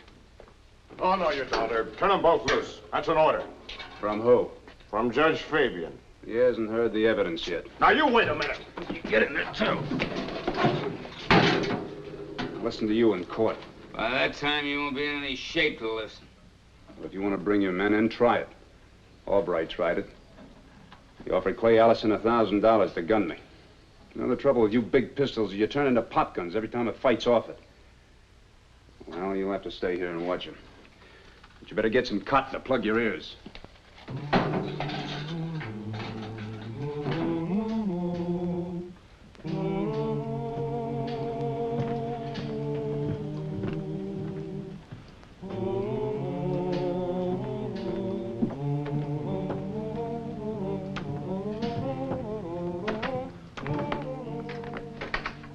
Judge, what's on your mind?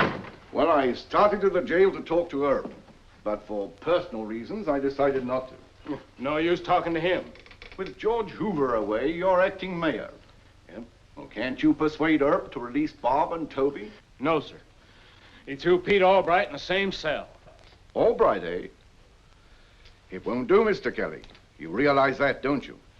Well, Earp has to release those men. If he doesn't, he'll have both the Rakel and the Driscoll outfits treeing the town. Doesn't the young fool have any respect for his own life? None at all. He'll never make old bones. And that's satisfactory to you, huh? Listen, I ain't had a moment's peace since Earp got here. He's near got me killed 4 times. The finest funeral I'd pay for him. You sound sincere. I am that, on oath. Then why not discharge the man? Isn't that the simplest way out? No, sir. Huh? He's like my own conscience, Judge. Bedeviling me day and night. A man can't discharge his own conscience. You rate Mr. Earp rather high. The bravest and the best, sir. I hate him, and I envy him. You gonna back him in this play? I've no choice. And neither of you, Judge. What, Lord save us all, the man's right. My daughter seems to agree with you. Yes. And you talk to Wyatt about that. It's a father's duty. Well, a young man with the character you give And him. he'll die young. So he's no business leaving your Miss Sally a widow. I agree with you.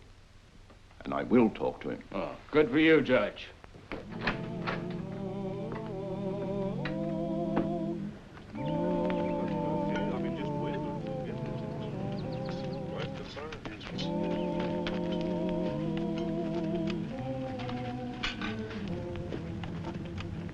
You Rakel's men?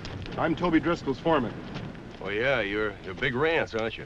Wyatt Earp threw both Driscoll and Rakel in jail. Threw them both in jail for what?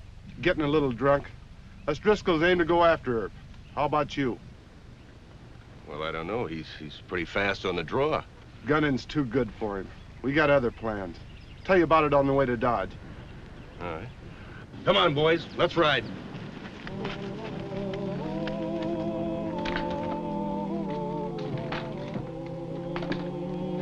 Just 1 second, sir.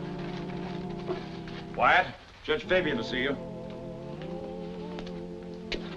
No, thank you, Hal. Sit down, sir. Thank you. I came to see you on a personal matter. Look, sir, if it's about Driscoll and the... No. I will find them in court tomorrow morning. Well, thank you, sir. You see, it's sort of a test case.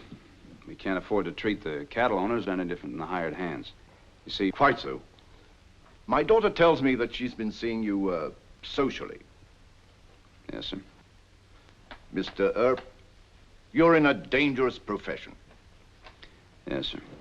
I don't think Sally understands just how dangerous it is. Well, I sure tried to tell her. You in love with Sally? Well, sir, I hope not. But I'm afraid I am. Why do you say you hope not? Well, sir, for the same reason you came here.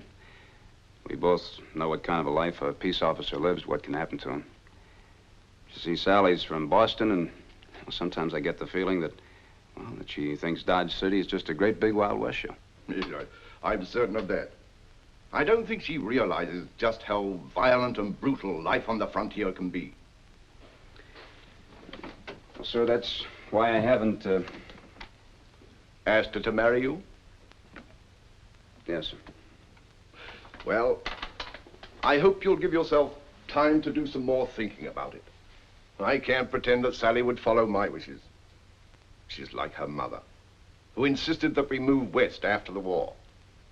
This country demanded more of my wife than her health could stand. I blame myself. That's why I... Well, thank you for hearing me out. Yes, sir.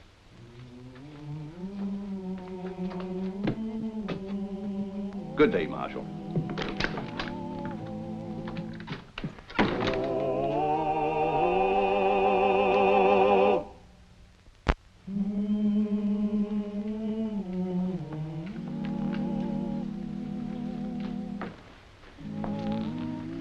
So dreadful you can't tell me.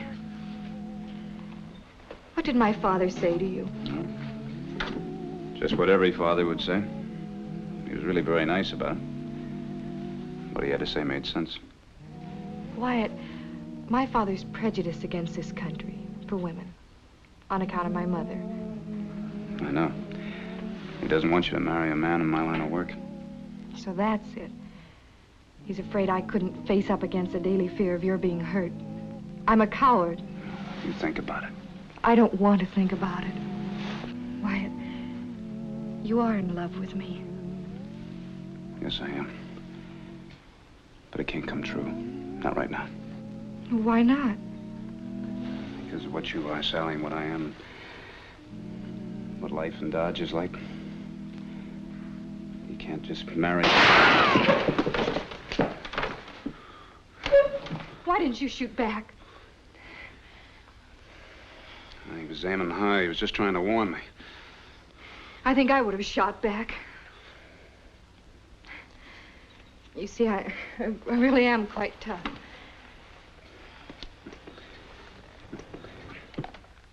No, you're not. Wyatt, did I faint? Am I crying? We haven't seen a man get hit with a .45 slug yet. I saw you hit Mr. Driscoll with a gun. Well, you do have courage, Sally. More courage than you. I'd marry you tomorrow. Say yes, Wyatt. Accept the proposal of this bold, bad woman who loves you so. Sally, I love you so much that Then it's settled. I'm going to be Mrs. Wyatt Earp. You can't escape now, dear. Darling, I don't want to escape. I just want you to be sure that... Wyatt! Wyatt! You better take Miss Sally right straight back to the hotel. Why? The Driscoll and Rakel outfits are headed for town. Slap his face and wake him up from dreaming. He's the marshal of Dodge City, and if he don't think quick, he's going to be dead. Dead? Well, I hate to be so blunt, but you need to learn the truth. Mr. Kelly is an excitable Irisher, Sally. Don't let Mr. Earp blarney you. There's a bunch of mean, killing cowhands coming after him. Very well, then. I'll have my father deputize every man in town. We'll fight them. Not this boy. He'll try to do it all by himself. Oh, now. Wyatt, you're not that foolhardy, are you? Look, I've had men coming after me ever since I started as a marshal. 9 times out of 10, it was a false alarm, and the other times... Well, I'm still living. Now, you go on back to your place and soak your head in a bucket of water. I'll talk to you later. Mr. Kelly has a large imagination. Whatever my faults, I ain't a widow maker. Widow maker. Is that supposed to frighten me? Oh, no, it's just bad-tempered Kelly talk. I wonder if my father couldn't have planned this whole thing. It's quite possible. No. Then if it is true about the cowhands, what are you going to do? Well, I tell you, I'm going to take you back to your hotel, and I'm going to go have a nice long talk with Mr. Kelly. But the cowhands, he said they were going to...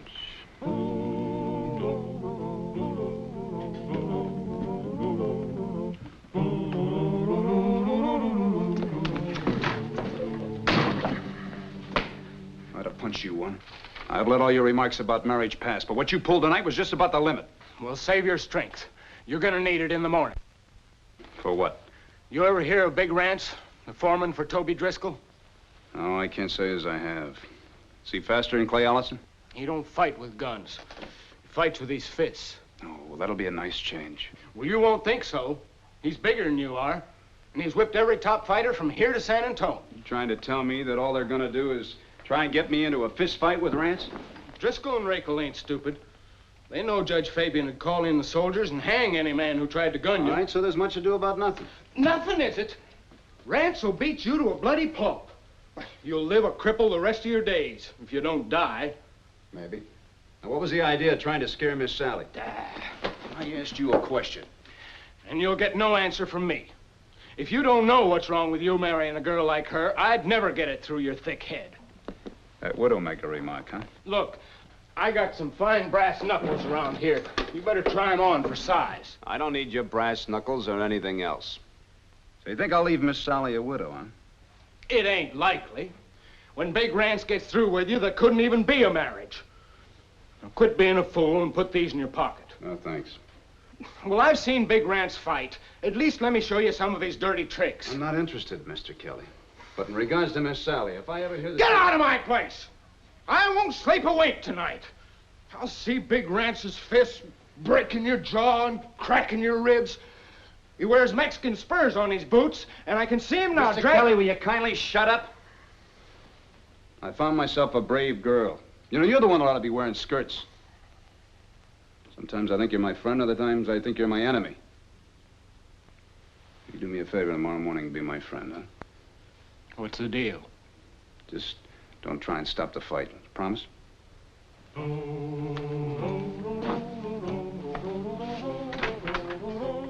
Oh, and I hope you'll stand up for me at my wedding.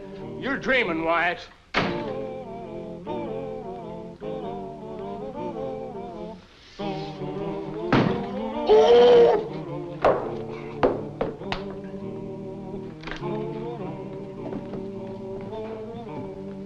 Judge finds the seats $100. 300. Count them. It's all right, Mr. Driscoll. I trust you when you're sober. Thanks. One other piece of business, Earp. A lot of our boys are waiting outside. They're not packing guns. Yeah, I noticed that through the window. My foreman, Mr. Rance, would like to have a talk with you. That is, if you'll take off your guns and keep your deputies from interrupting the conversation. I tell you, Mr. Driscoll, I've already issued the necessary orders. I just hope you gentlemen have picked out a nice ringside section. We're going to enjoy every second you last.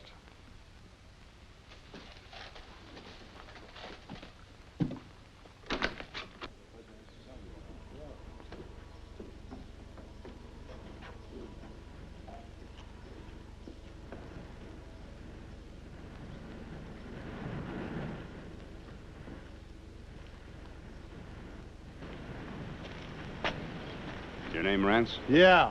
Is that what you wanted? Yeah.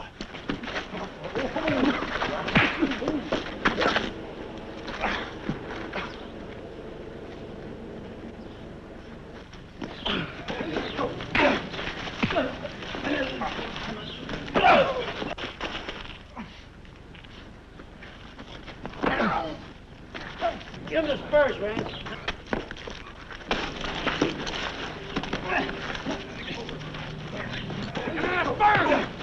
Wyatt! Stop it! Stop it! What happened? Why is Wyatt fighting? He had no choice.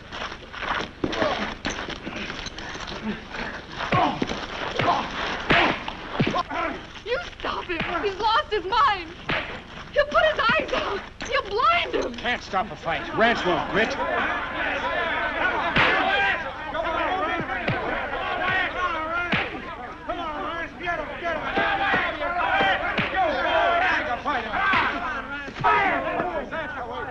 Come on, get up.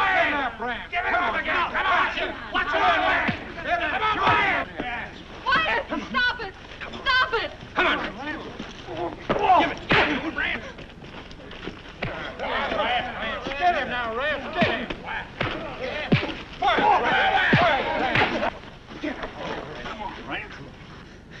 Throw some water on. You can take more of a beating than this. No, Wyatt, please! You've whipped him! Stay Get back, up! Sally. Keep her back. He's had all he can take. All right. Anybody else want some? Yeah, I do. The Driscolls can't whoop you. Us Rakels can. No, Wyatt, don't fight fight anymore. She's right. You're tired. Look, I either run this town or I don't.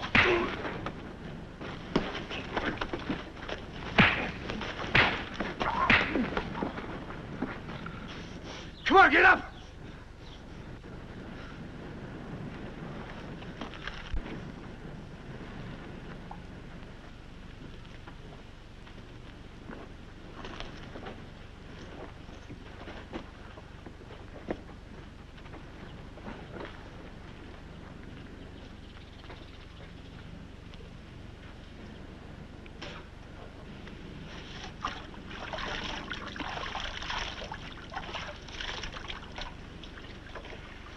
Should have gone back to the hotel.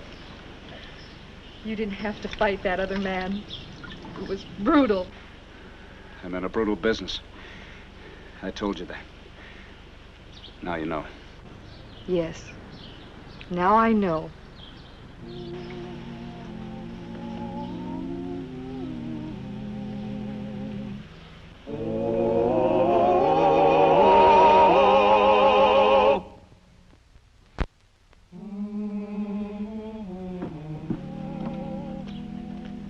I think the fight's over, but you better put these on. She'll feel better about it after she thinks about it. No. No, she won't. She didn't even have to slap my face. I've quit dreaming, Mr. Kelly.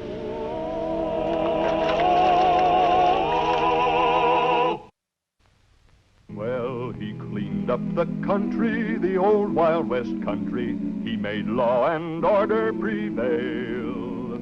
And none can deny it, the legend of Wyatt forever will live on the trail. Oh, Wyatt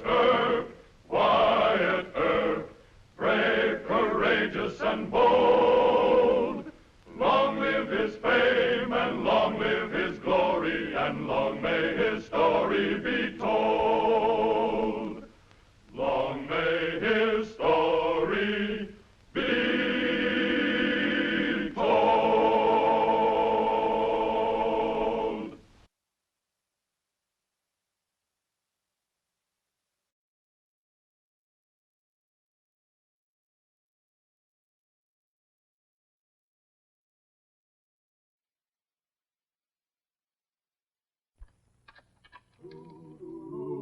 As a member of the United States Army, Sergeant Craig will stand court-martial. I demand to be released in my custody as my prisoner.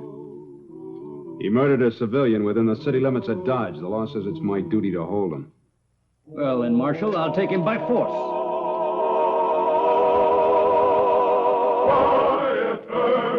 Wyatt Earp, brave, courageous, and bold. Long live his fame, and long live his glory, and long may his story be told.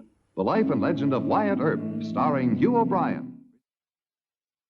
Wyatt Earp rode into Dodge City one bright May morning in 1876 and was chief marshal by noon. 1 month later, General Custer rode in proud defiance to his death on the Little Bighorn. That same year saw the close of a long and bloody campaign that drove the Plains Indian from the Dakotas, from his last hunting ground and his way of life. Battle-weary troops were moved east and south to regroup and recover. Among them were men whose memories were scarred by too much cruelty and killing. For these men, violence became their way of life.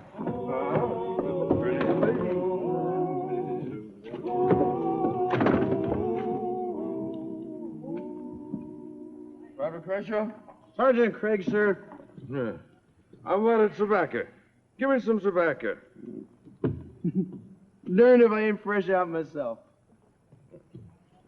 Aha. General store and emporium. Follow me, Private Crenshaw, and we will go a fortitude. Oh, the merry-o, a fortune we will go. No. Today we have a sale on blankets, but you perhaps know more about these than I do. Oh, I'll be with you in a minute, gentlemen. I'm Sergeant Craig, mister. Old engine fighter from way back. Only time you ever find Sergeant Craig waiting on an Indian is when he's got a rifle in his hands. Now, give me some chewing tobacco.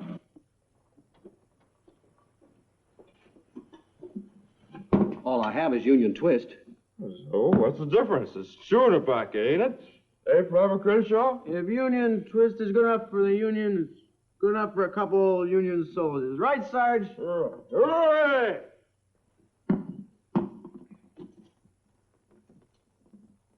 Well, pay the man, Private Crenshaw. Sergeant, I ain't a chawing man. Pay ya! Yes.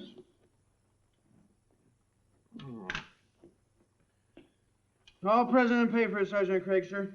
Right. Come on, Sergeant. Directly. Here's me. He's a pretty good-looking squaw. For a squaw, pretty enough almost to kiss, ain't she?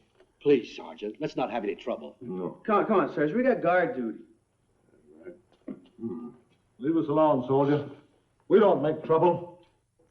That's right, Ensign. You don't make no trouble at all. No. Come on, Sergeant. Let it go.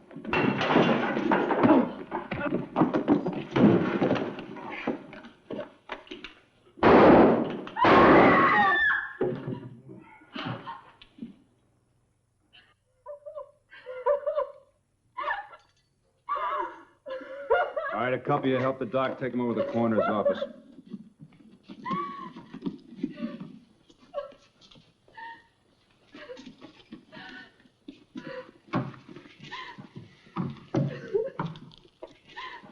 You know, it's times like this, Marshal, that makes me think maybe I should have stayed in Cincinnati.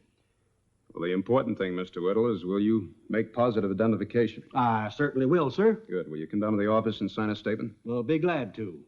It's high time something was done about that, Sergeant. He's done nothing ever since he's been here but give us one scare after another. I don't know why you haven't arrested him before this.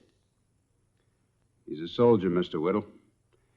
He and his company have spent better than 6 months in the Black Hills, fighting the greatest alliance of Indians in frontier history. I know. I should think he'd have his fill of fighting. Most of them have. Most of them are no trouble at all. Some are like Sergeant Craig. Well, something happens to them. They get crazy like. Oh, they've seen things that a man like you couldn't even dream of. It's kind of hard to explain. It seems to me that you're trying to make excuses for a murderer, Marshal. Not for a murderer, Mr. Whittle. But maybe I'm trying to make excuses for a professional soldier.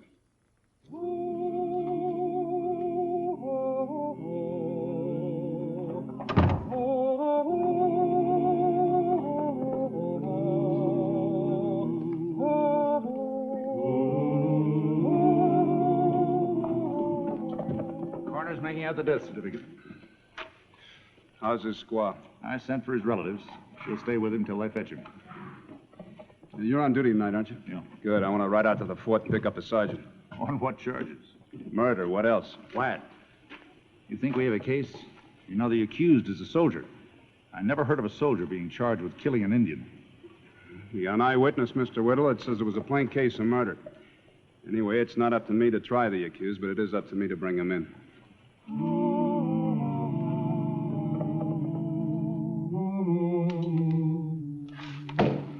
I don't know, Marshal.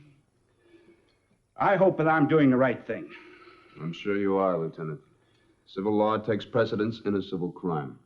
You have no problem. You don't know Captain Brooke.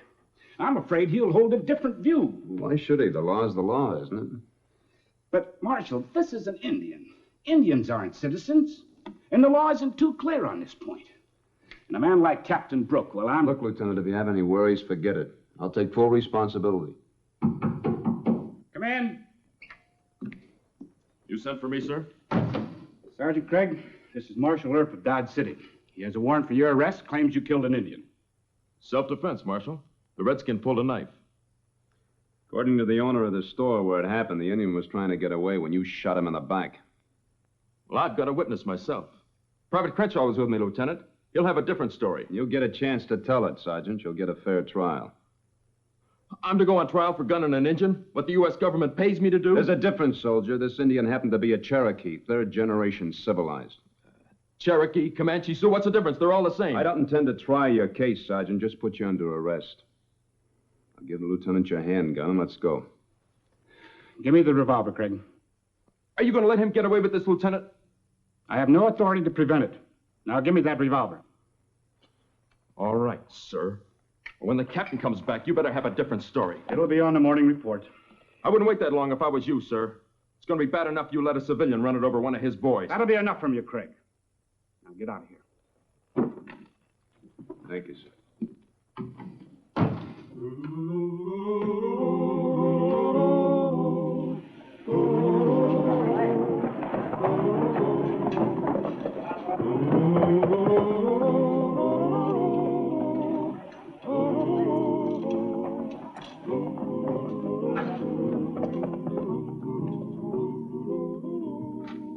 Who's in charge here?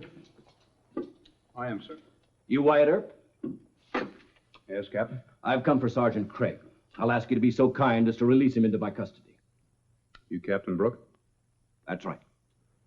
Well, didn't Lieutenant Meade explain to you about him? Lieutenant Meade is fresh from the parade grounds of Washington, sir. He's got a great deal to learn about military practice on the frontier. Such as? Such as the Army's right to discipline its own men. Well, Captain, if the sergeant had killed another soldier out in the territory someplace, you'd have claim to him, but he didn't. No, he killed a civilian right here in this town. That places him right in the hands of the local law. Come, Mr. Earp, you can't be serious. Since when is it a crime to kill an Indian? In self-defense. Well, I don't intend to debate the case with you, Captain. He's my prisoner by order of civil law. I'm going to keep him. Good day, sir.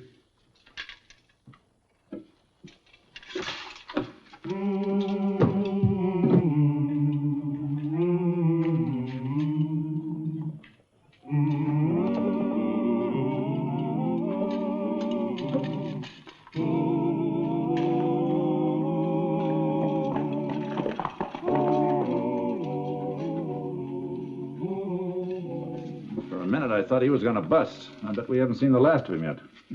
You've got a real safe bet there, mister. Time he gets back, he'll have a full head of steam, and then you'll really see him bust.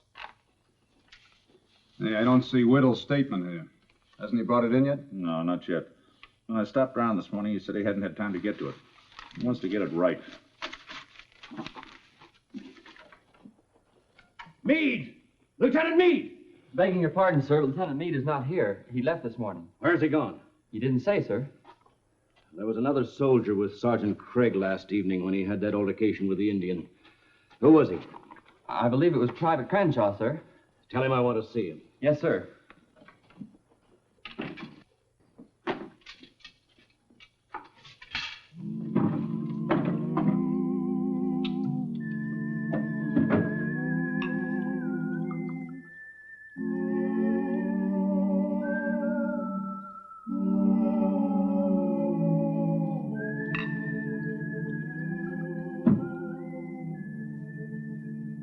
You don't have to be afraid of me, Crenshaw.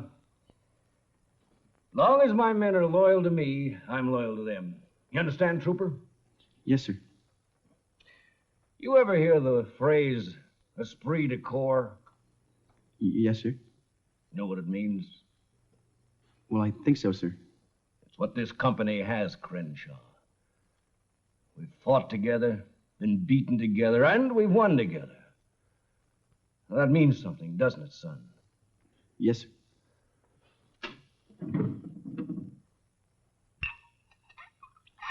Have a drink. No, thanks, sir. Have a drink. Yes, sir. I think I will.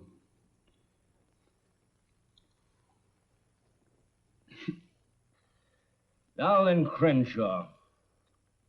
You say that this Indian pulled a knife and attacked the sergeant. No, sir, he didn't pull the knife. Don't hedge, soldier. It's my understanding that this Indian had a knife. That he did, sir. Well, then, am I correct in assuming that he was reaching for this knife when the sergeant, in order to protect himself, grappled with him?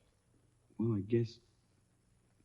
I'm sure that's the way it happened, sir. You see, I wasn't exactly watching at the time. Now then, how many people were in the store at the time? Besides the sergeant and me, I guess just the Indian and his squaw. And the proprietor, of course. Yes, sir. Well, the squaw wouldn't count much in court. You wouldn't count much either, being an army man and somewhat prejudiced. So that bull-headed marshal has only one man on which to rest his case, hasn't he? That storekeeper.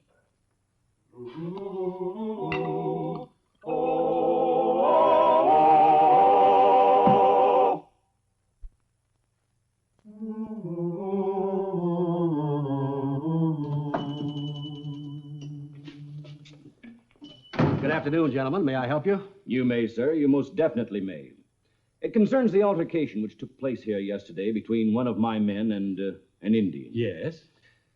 Other than Private Crenshaw here, I understand you are the only witness, discounting the squaw, of course. That's quite true, Captain. As a matter of fact, I was just writing out a statement for the marshal. He asked me to set things down just as they happened. I'm afraid the marshal is leading you down the garden path, Mr. Whittle, when he asks you to take a stand against the brave fighting men of your country. Particularly when these fighting men are engaged in mortal combat with a savage enemy. With those self-same Indians, sir, whom you so obviously wish to give aid and comfort to. I dare say, sir, you have no concept of the enormity of this incident.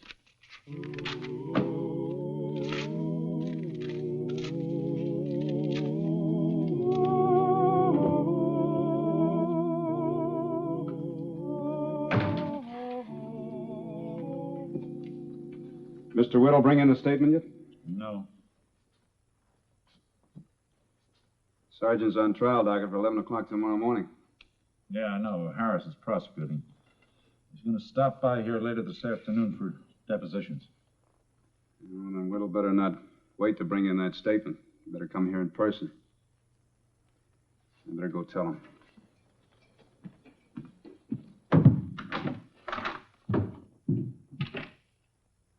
I've been giving this quite a bit of thought since last evening, Marshal, and to be perfectly honest, I can't rightly say that it was entirely the sergeant's fault. Look, the last time I talked to you, Mr. Whittle, you were yelling for that sergeant's blood. Now, who changed your mind? Well, I was angry. Now I've had a chance to think things over and cool off. I just can't honestly... Was Captain Brooke in here to see you? All right, so he was here. Did he threaten you? Of course not. The captain happens to be a gentleman. I'm not asking for a character reference to Captain Brooke. I'm just asking for a little character from you. Now, I'm a tax-paying citizen, Marshal, and I'll ask you to watch your tone of voice. Forget it. When this case blows up in court tomorrow, mister, I just hope you turn out to be a better judge of character than I've been.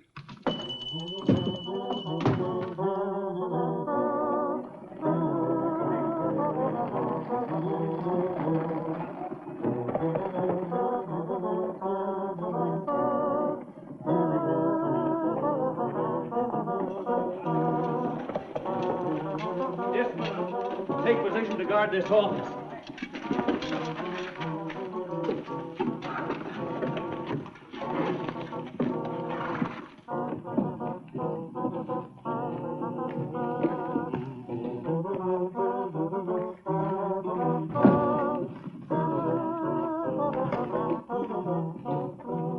No one passes. I'm Marshal Earp. Sorry, sir. I don't care what your orders are, Deputy. I'm giving you just 3 seconds. Oh, good evening, Marshal. I've come for my prisoner. You come to take him by force, Captain? If necessary, yes. Well, then I think you'd better first put the whole town under martial law. You don't happen to have a legal leg to stand on. Yeah, I know. I just saw Mr. Whittle. Then be sensible. Give me the prisoner. No. Look here, Earp. You couldn't even get the sergeant convicted on manslaughter without a witness, and you know it. My job is to take him to trial, and to trial he goes. Now, you get out of here. Hold it, Hal. Crenshaw, get in here. Keep these two covered. You, deputy, get in there and open that cell up. Let the prisoner out. Go ahead, Al. Give him all the rope he wants.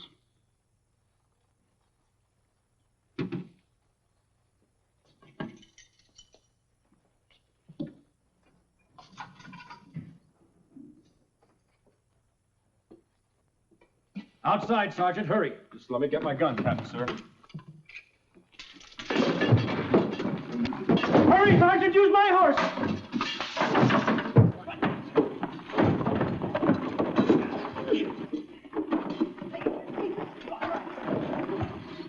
Sergeant, turn your ass up!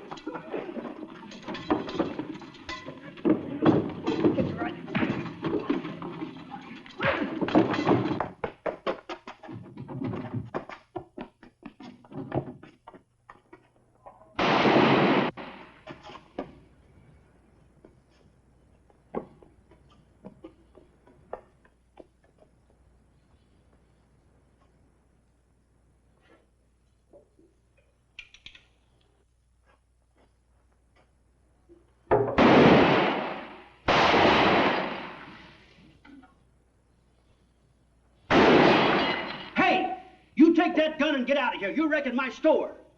Sit up back there.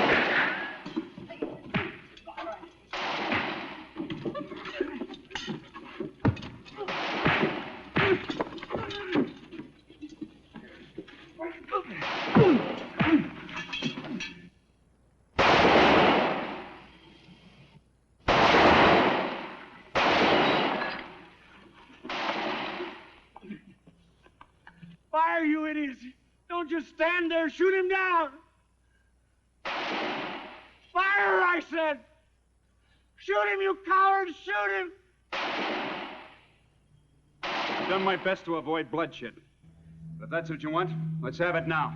I ordered you to fire!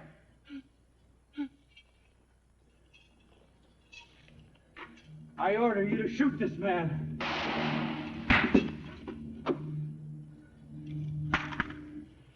I'll make you wish you were never born.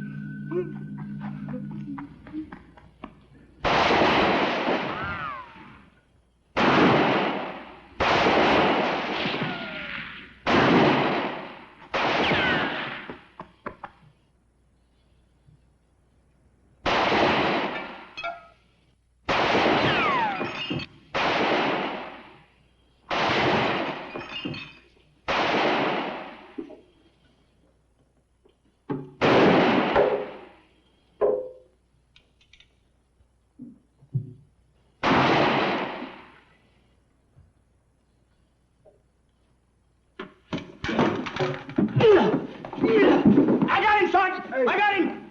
Marshal! Hey, Marshal, come on! I got him! Come in, Marshal, hurry up!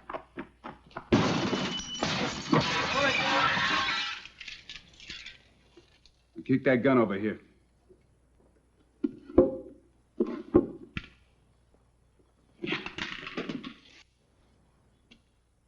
Hey, Marshal, if you'll give me one more chance to reconsider, I'll be glad to testify against this ruffian. Thank you, Mr. Whittle. I'll remember you for this, mister. You sure will, Sergeant. You sure will. Come on, move out.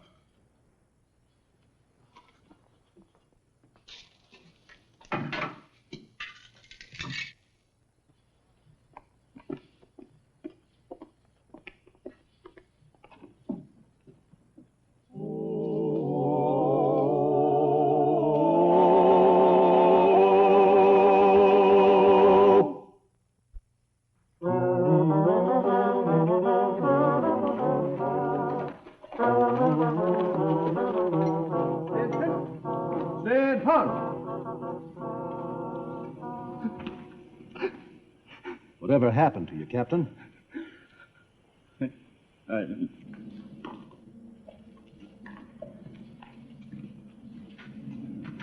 Take the prisoner inside.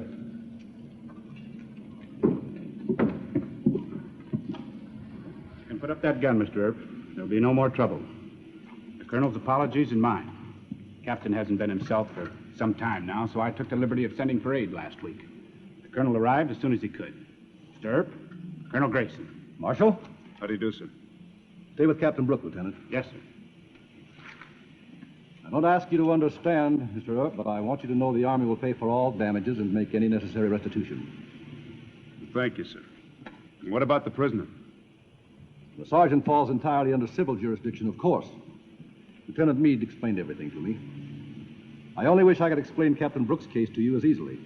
All I can say is he's been in the Indian fights too long and he's not himself. He'll be sent east and his case reviewed. Well, as far as I'm concerned, sir, the incident never happened. Well, thank you, sir. Troop, hurry him out.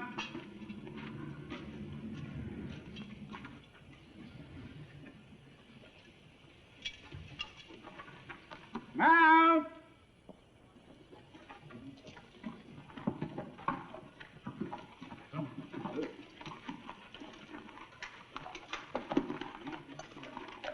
Forward flank, Howard, 2, yeah!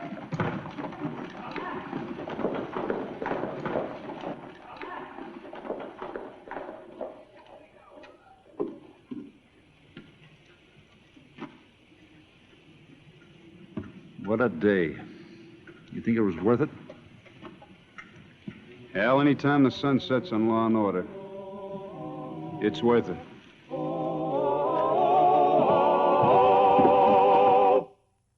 Well, he cleaned up the country, the old Wild West country. He made law and order prevail. And none can deny it, the legend of Wyatt forever will live on the trail. Oh, Wyatt Earp, brave, courageous, and bold.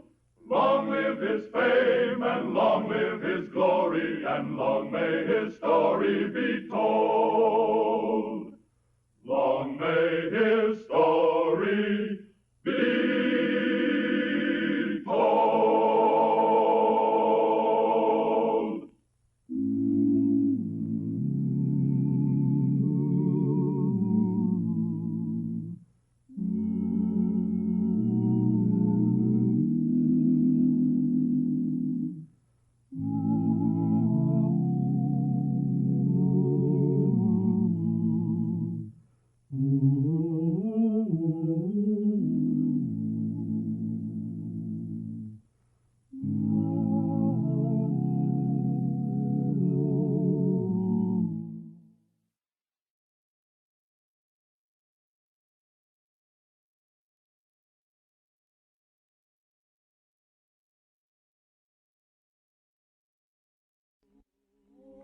Bring here.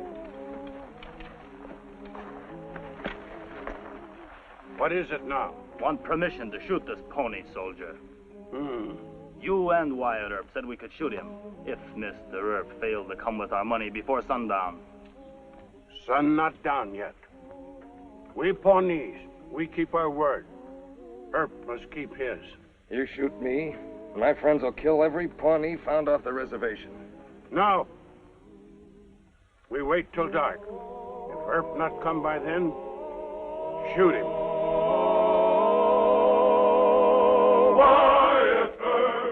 Wyatt Earp, brave, courageous, and bold. Long live his fame, and long live his glory, and long may his story be told.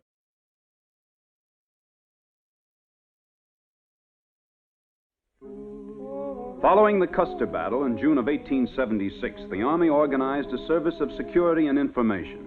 In frontier times, men used the term Secret Service. The main objective of Secret Service officers was to keep watch on the various Indian tribes to forestall an outbreak by angry red men, smoldering under the harsh injustices of the Indian agency system. As Marshal of Dodge City, Wyatt Earp found himself caught in a Cold War, which could at any time erupt in the shrieking of Indian rebels on the warpath.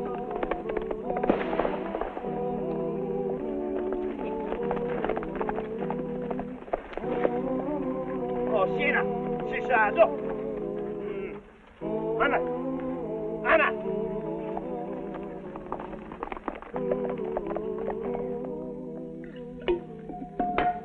they must have been Pawnees out of the Oklahoma territory. They're pretty bad shots on horseback. Say, I thought that Brave Bull signed a treaty. Well, he did, but he can't control Young Wolf. Say, isn't that a bunt line special? That's right, Lieutenant. It is. Colt Factory had a few made up for Ned Buntline. Say, maybe you're thinking of getting a lot more of the Secret Service. It's a mighty fine gun, especially at long range. Of course, it's kind of hard to conceal. Well, the Pawnees have just bought several hundred of these. Oh, Colt only made a few. That's right, sir. But some gun peddlers are making copies from the original bunt line. And when Young Wolf and his braves jumped the reservation, they met the gang peddling the imitation bunt lines. I thought maybe you'd like to help us track these counterfeiters down. Well, you got any kind of a line on them? No, sir. I plan to ride into the nations and try to reach Brave Bull. He's still top boss of the Pawnees, and I don't think he approves of Young Wolf going on the warpath. Oh, maybe. Of course, I can't order you to come with me, but you are a Deputy United States Marshal, and you don't like the idea? Lieutenant, how long have you been out of West Point? Well, almost 3 years. Well, if you think I lack experience in Secret Service work... You sure do. So do I, Lieutenant Clark. But what little I do know about the Oklahoma territory isn't good. Now, if those were Pawnees that chased you into Dodge, I'm afraid you won't get past their scouts along the territorial border. Now, that, sir, is a risk an Army officer must take. Why don't you just stay here until I get a little further information on the whole thing? Sorry to have bothered you. It would have been risky, Marshal Earp. Good day, sir.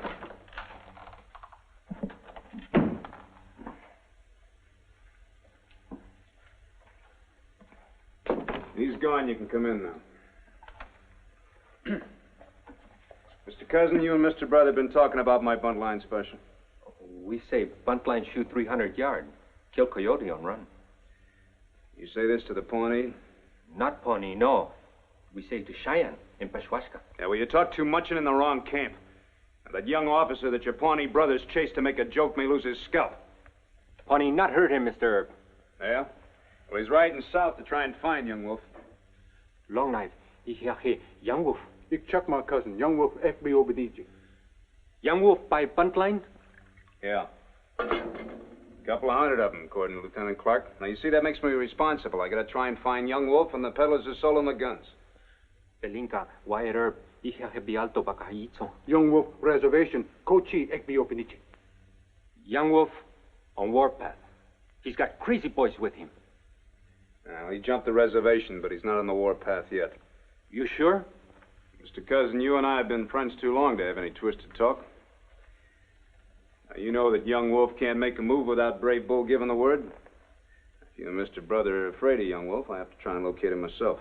Young Wolf, Batman. I tell Mr. Earp the truth. We are afraid of him. But we are your friends. You not die alone, we die too. Well, I'm not aiming to have any deaths in the family, Mr. Cousin. And I'll tell you something. I'm more scared of the United States Army than I am of Young Wolf. Belinka Wyatt Earp, Long Knife. Push no higher, Mr. Earp. Push no higher. You make joke. No. The Army's got a new Secret Service.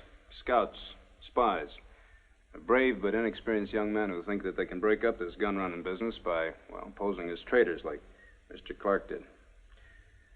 We'll trail Lieutenant Clark.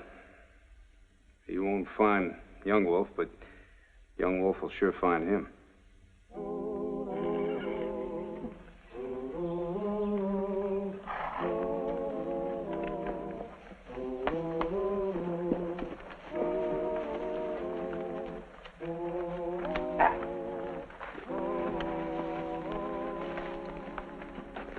You Indian agent? No, I'm a trader. What you sell?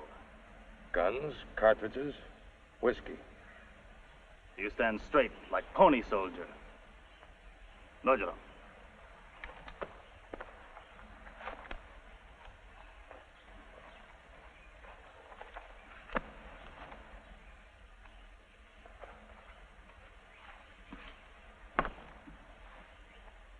Ring on finger.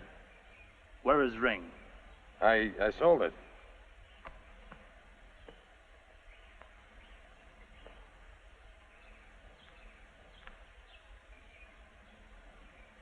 Pony Soldier, officer. I have seen him wear ring like this.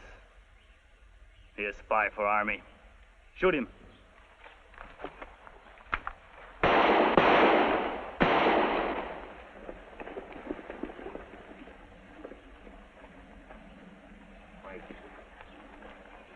White man, get off horse.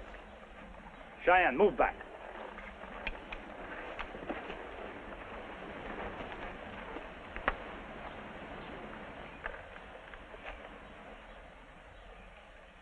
I am Marshal Wyatt Earp of Dodge City.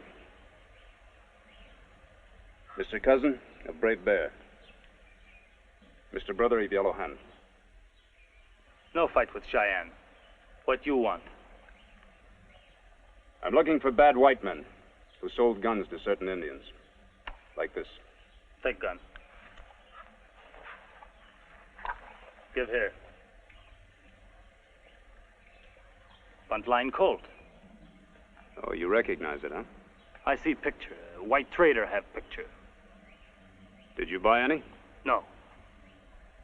Young Wolf is lucky. Guns like that, no good. Huh? Cheap imitations. Bad men make to cheat Indian. Why you bother me with this talk? My Cheyenne friends will tell you I do not like white men who try to cheat Indian. Guns like that, no good. They blow up, kill Indian. You lie. Our gun's as good as this.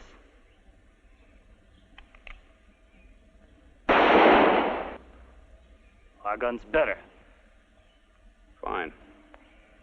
I'll have to try and find some bad bunt lines. Maybe the Osage were stupid and bought... Fire. I show you. Monojo.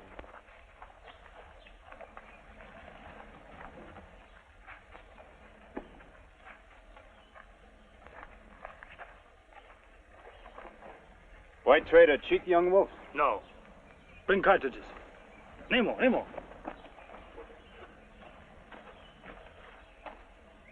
Good guns. Good cartridges. Killed coyote at 300 yards. Open box. Here.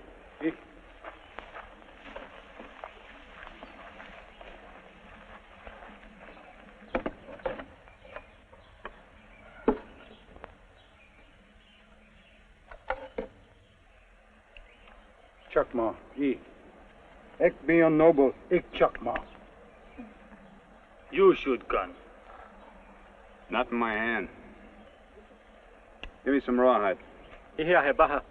You play trick? No, just trying to save you from getting your head blown off. You think the gun is so good, you try it. No. You shoot gun.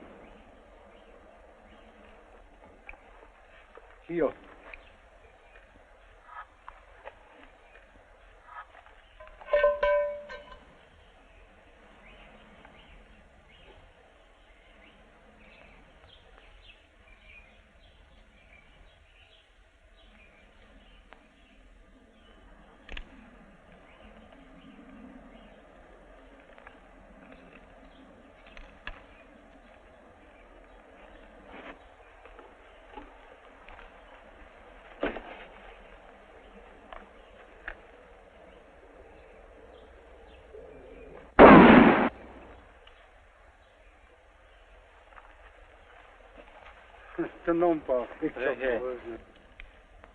The gunsmith who put this together didn't know how to ream the barrel into the frame. Maybe he didn't care. Maybe he wanted you and your men to get killed. One bad gun. Rest are good. All right. Let's try another one. Monojo.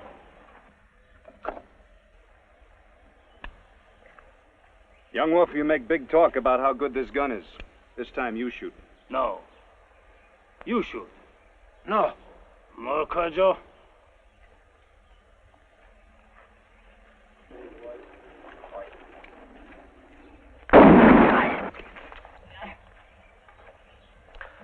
Ula malay malo.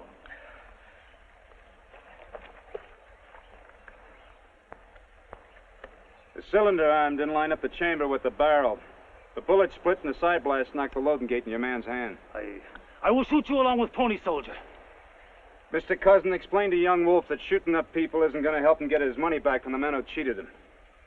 Pelinka, Wyatt Earp. Ate te pi alta baka hayicho. Hatak. Gokma. Machalo. Ich chuck ma. Howdy, Lieutenant. You still have a gun? Why don't you do something? Well, I tell you, I never did figure myself to be the equal of 12 Indians armed with Winchesters. You just take it easy. Maybe we can talk our way out of it. I'm an officer of the 2nd Cavalry. Yeah, it's a good outfit, too. Marse Robert Lee used to be its colonel. But as far as Young Wolf is concerned, you're just a pony soldier he caught spying on his camp. It's my duty to try to escape. Yeah, well, not right now. Now, the Army can't use any dead officers, you know. Mr. Brother say Young Wolf bow wow. Fine. Lieutenant, they should have taught you something about Indians at West Point. As long as Indians talk, no shoot. And I happen to know Brave Bull. Didn't you trade some of his ponies for those fake bunt lines? True. Well, I'm offering to arrest the cheating peddlers and get your money back. Nah. Well, of course, maybe Brave Bull has changed. Maybe he doesn't mind being cheated. Old Chief Ray's devil about this. Well, then why don't you send for Brave Bull and let him say whether he wants to kill a couple of white men or whether he wants the price of his ponies? I will send for Brave Bull. But you and Cheyenne and Pony Soldier are prisoners. Fair enough. Mr. Brother and Mr. Cousin will turn in their rifles. Here. I forget about this gun. Why you not shoot me? Because you get control of your temper? Talk like a sensible chief? Stay that way, Young Wolf.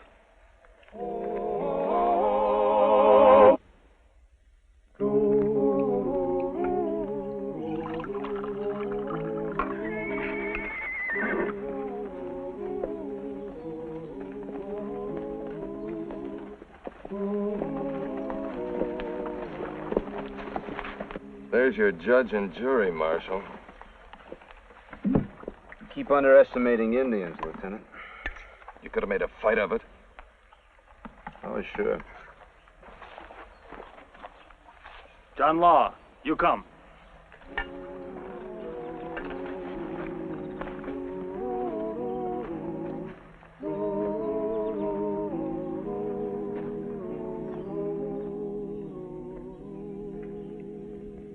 The marshal is right.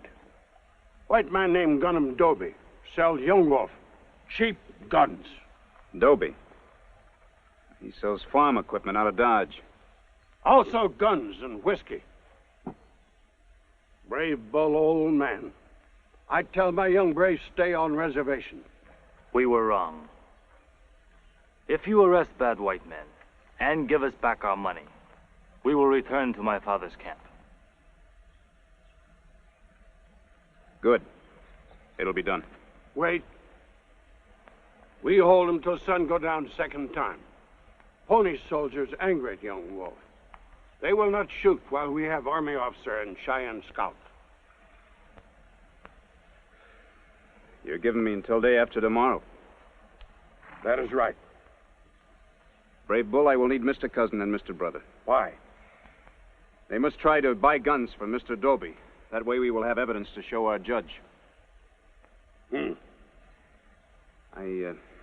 can get into trouble leaving the officer here, Brave Bull. I wish that No! Officer, stay. Talk is finished.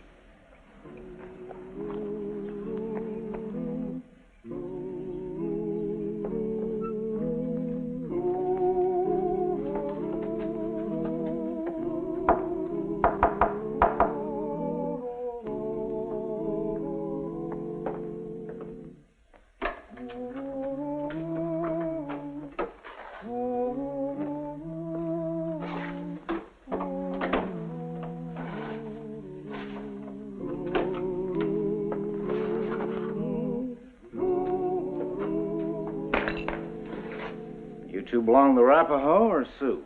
We Cheyenne. 2 Moon sent us. 2 Moon Mark. That's Cheyenne, all right. 2 Moon send you here on business? 2 Moon want to buy handgun. Bang, bang, bang. 6 times. Also want to buy Winchester. How much money? You have to. You count.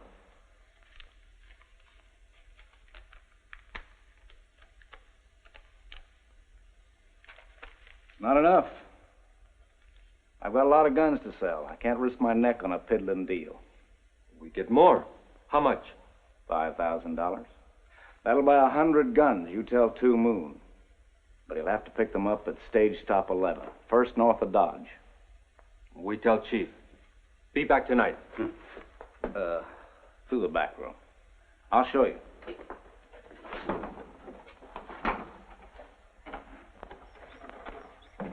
Oh, no more. All right, move along.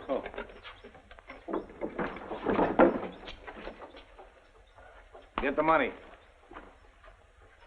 You're taking quite a chance, ain't you, boss? It's our last deal.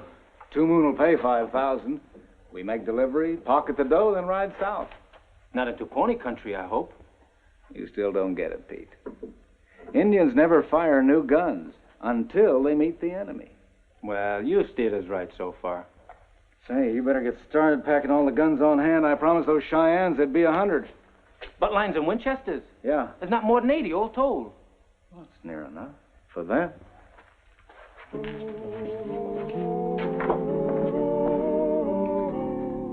Now, as soon as Mr. Brother and Mr. Cousin hand the marked money over to Gun and Dobie, we'll set fire to this shack here next to the warehouse. I figure Dobie and his boys will try to save those guns in the back room. That's where we'll take them, in the back room. Well, there'll be a lot of people around there. Yeah, hell, but I think they'll all be fighting the fire out here in the street, and any shooting will be done back here in the alley. We'll crash in the alley door. Wyatt, this is Major Hendricks of the 2nd Cavalry. Howdy. Marshal Earp, where's Lieutenant Clark? Well, Major, I had to leave him with Brave Bull as a hostage. You did that. That's right. Then I'll have to arrest you, Marshal. How many soldiers you bring with you? I don't need soldiers. You're under arrest. I'm sorry, sir. Take his gun. You'll do time in federal prison for this, Earp. Yeah, I may at that. I haven't got time to explain this whole thing to you or do it at the warehouse. I'll take him in the cell. You sure you can pull this off, Wyatt? Nothing's for certain, Mr. Kelly. Come on, let's get going. Hal, you and Brick catch up with us.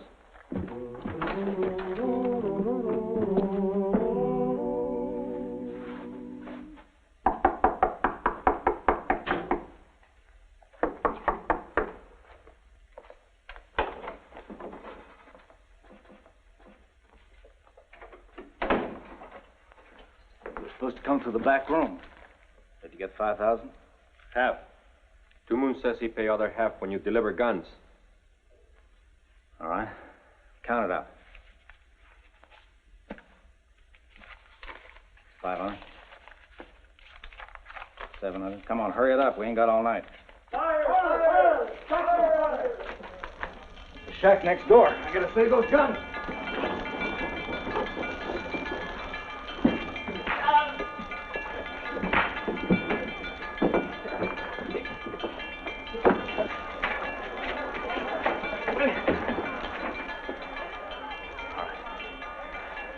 Clean out that safe. And you engines are gonna get it. Here we go.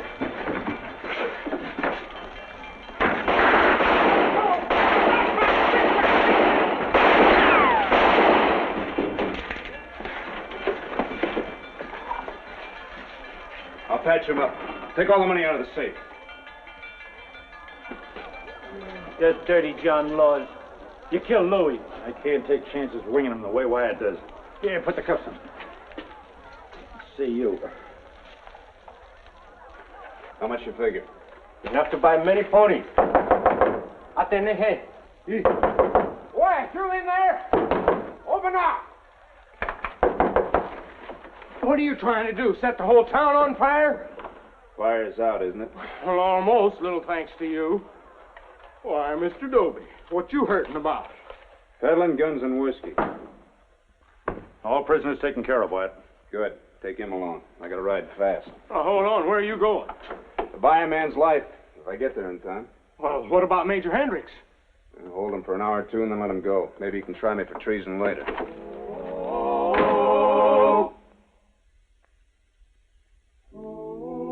Bring here. Tie the post.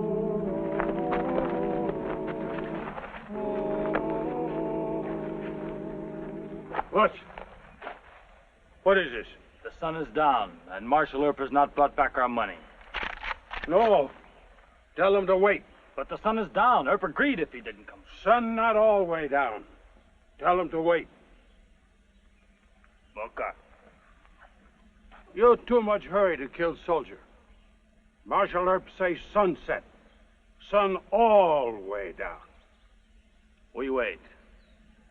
When we kill Pony Soldier, we must all go on warpath. Warpath. All Pawnee tribe.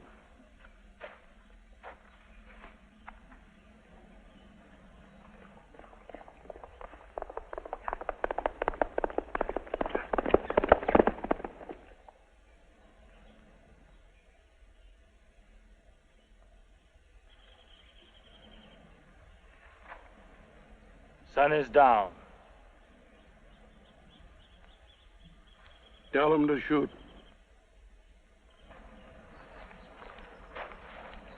Okay.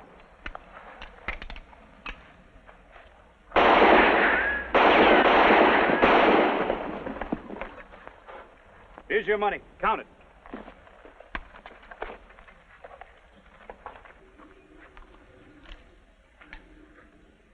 I guess I should make a speech of thanks. Save it. Climb on your horse. I'll cover you. Go on.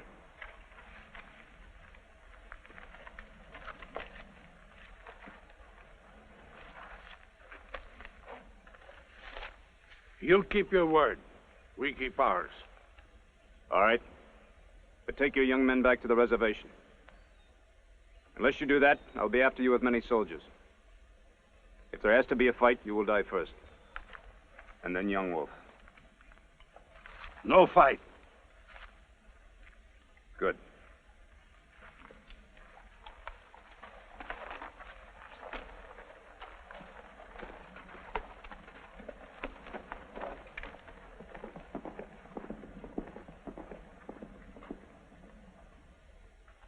Send them away.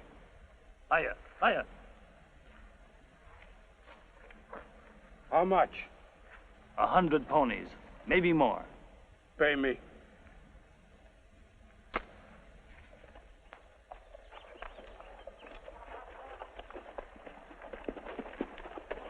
Mr. Earp, I've been a fool. Yes, sir. But don't tell that to the Army. Never admit you're wrong, and you'll be a colonel someday.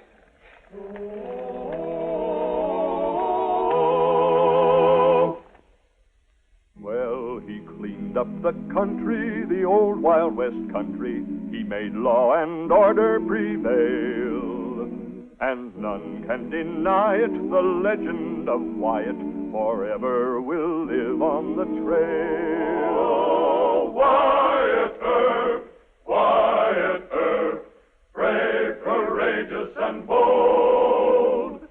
Long live his fame, and long live his glory, and long may his story be told.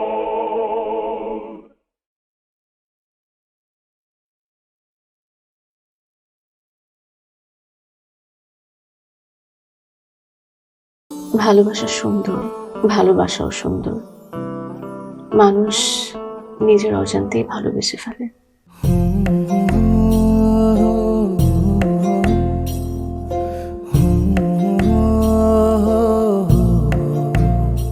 আমারও মনে হয় কি জানেন, আপনার মতো জানাশোনা কাউকে না আমার বিয়ে করা উচিত। এটা কি উপলক্ষে? ম্যাডাম, ফুলটা গ্রহণ করুন, তারপরে বলতেছি। ভোটার আইডি কার্ডে যার স্বাক্ষরের জায়গায় টিপসই দেয়, এখানে কেউ ডাক্তার। এই দুইজনের মধ্যে যে আগে ম্যাডামের মন জয় করতে পারবে, ম্যাডাম তার। একদিন না দেখলে তোমায় বন্ধু আন্ধার লাগে সব, তোমার এই প্রেমে এমনই টান। রোগীদের তো ডক্টরের কাছে আসলে ব্যথা কমে যায়, আপনি তো উল্টো বলবেন। আপনি কি একটু উল্টা? তোমায় ছাড়িয়া যাব মরিয়া, তোমায় ছাড়িয়া যাব মরিয়া, যেও না বন্ধু আমার, বলিয়া আমার মনে হয় আমার সমস্যা কপালে। ম্যাডাম আমার কপালে নেই, আমার কপালে আছে দাগ।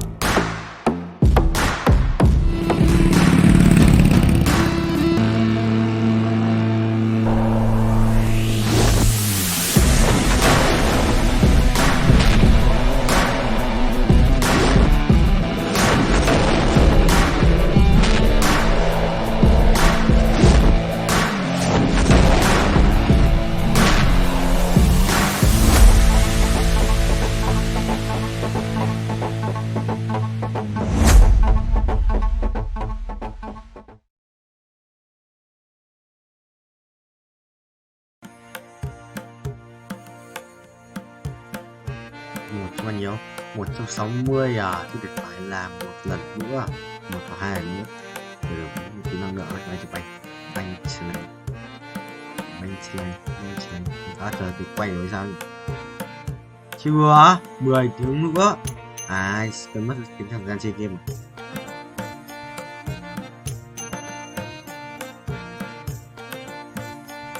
Trốn. Good. Not.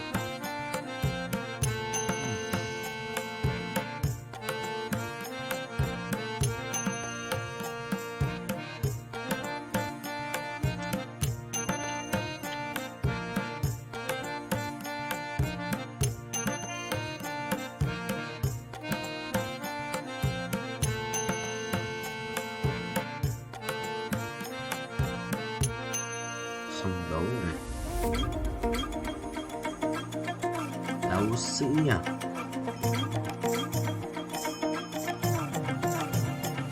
Quyền năng đi. Quyền năng viết kiếm này.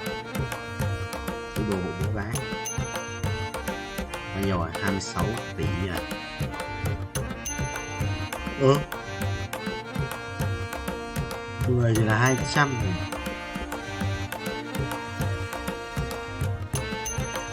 10 là năm 2 là 1 tỷ. 10 là 5. 10 là 5 lát. 5 lát.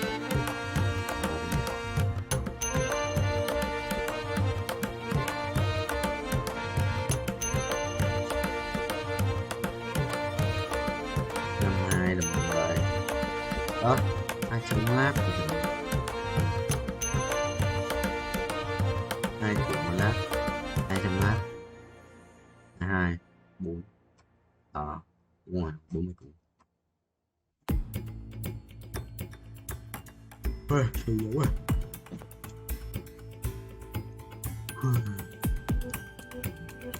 210 lần nữa đấy. 160 à? Đến 2, bay 2 nữa lên 5 tỷ. Bay cũng chưa xong. Bình chi lên. Bình nhé. Đúng nào?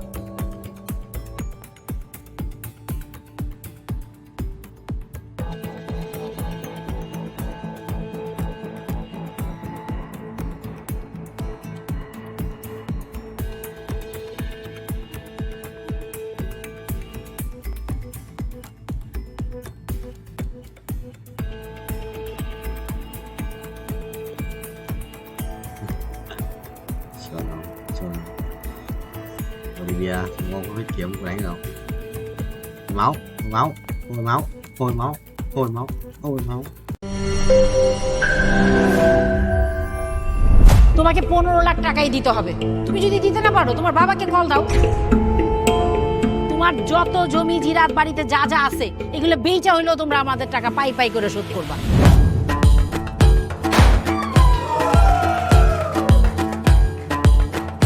একটা ব্যাপার কি খেয়াল করছো? শহরে কিন্তু দুইটা রূপ, রাতের এক রূপ, দিনের আর এক।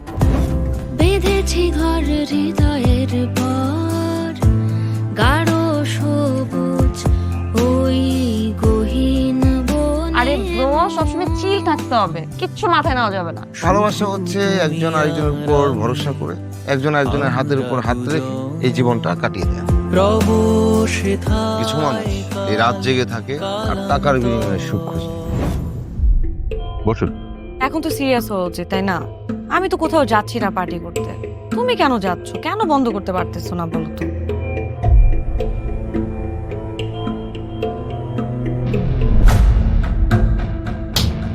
কার যে কোথায় সুখ সেটা তার প্রিয় মানুষটাও কখনো জানতে পারে না। পাশাপাশি তবু যাচ্ছি বিপরীতে, কাছাকাছি তবু যাচ্ছি বহু দূরে। Hi, you look good. Thank you.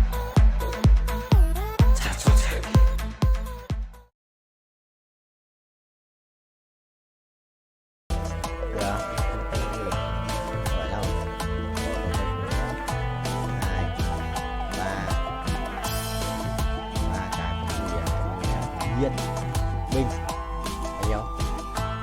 5 m, ủa 50%. 35 m dạ.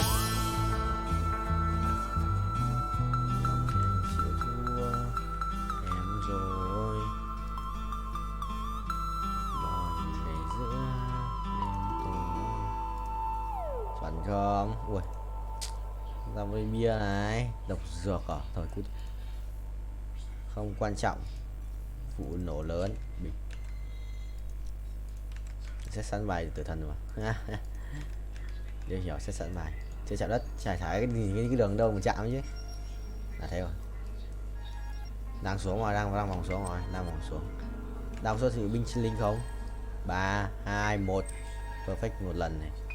Đấy, kiếm 15 lần perfect không, 100 lần perfect thì đã ăn 6 triệu. Ơ nhờ 7 triệu. Mình cần 50 thôi, đã được 5 củ rồi. 7 củ là bình thường. Chuẩn rồi. Đấy á, đón thêm một nhịp vào mình rồi.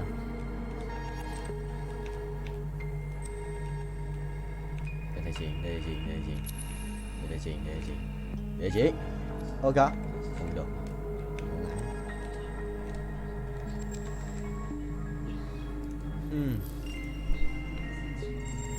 Kiếm mà cô không mất áo luôn à? Nếu còn gì phải lấy găng tay đây để thay. Rồi 1 2 lần, thế là 30% à? Xem anh nhá, 30% mình cũng gần 5 củ rồi, 40 củ à? 2 lần được 10 củ rồi. Thấy ảo điếc. Let's go.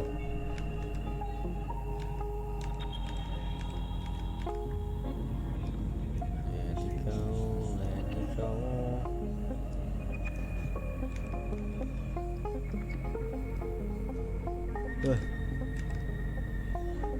Một chiếc binh chi linh không vậy.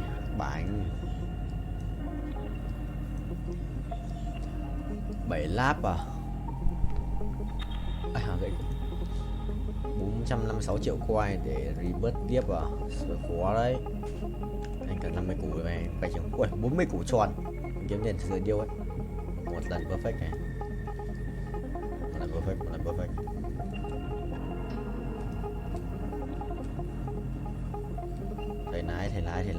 Thầy lái.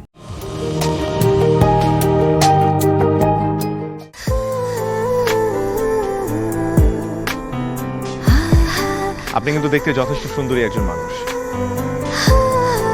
দেখতে বেশ romantic, যেন শেক্সপিয়ারের নাটকের কোনো নায়িকার মতো। ভেবেছিলাম, কিন্তু আপনি তো পুরোটাই মর্মান্তিক। যে কোনো মানুষ আপনাকে দেখে মর্মাহত হতে পারে।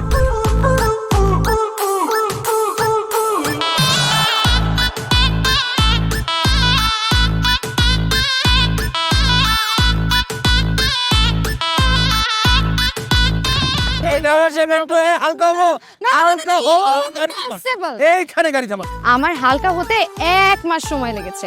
আপনার 1 মাস সময় লাগে? আমার হালকা হতে তো 1 মিনিট লাগে।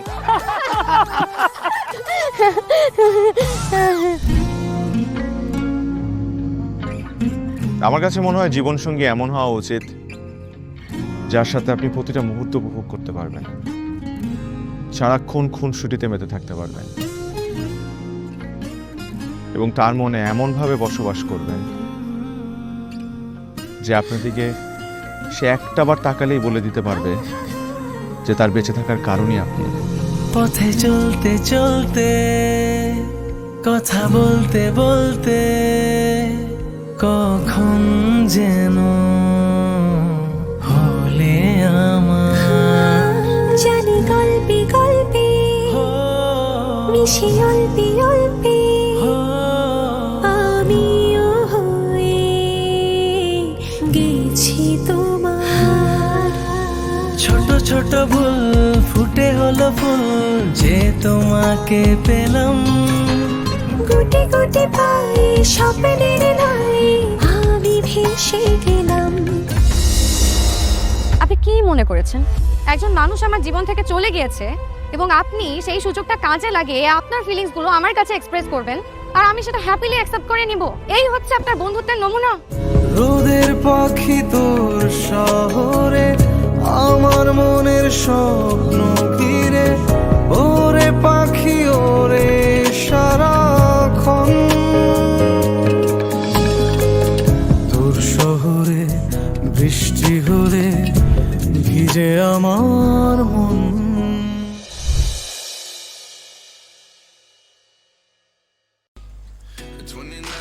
Vai full sarcasm Ichigai Bay ô bay đều bay bay không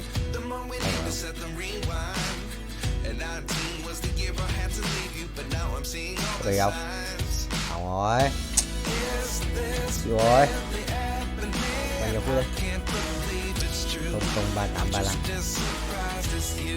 không mất tích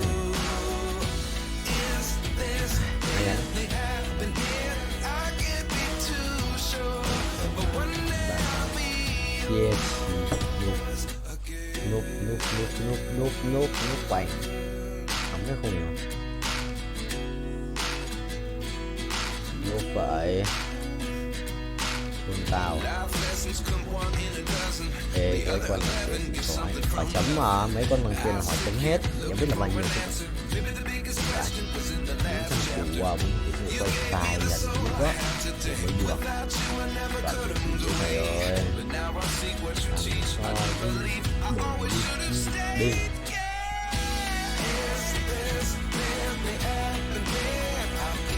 như vậy đây đủ đất làm sao vậy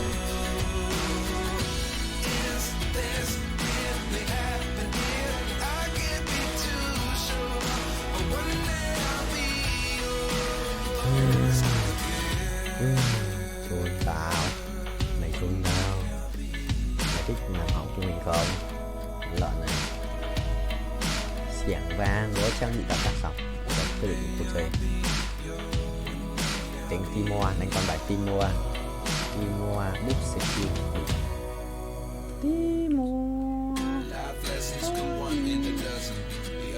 quá cay xa nhá nhưng có ấn độ được để dành Timor số tâm được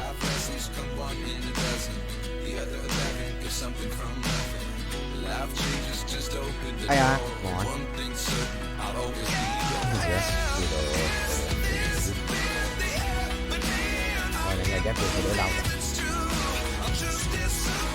rồi tay lưng tay xa đau hai là đau ba là đau nữa ba là đau hai cái lưng cũng vậy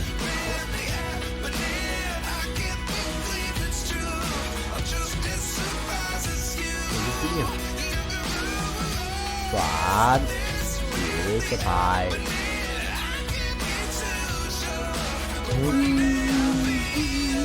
chia chia gai nước này phải để cho tự bay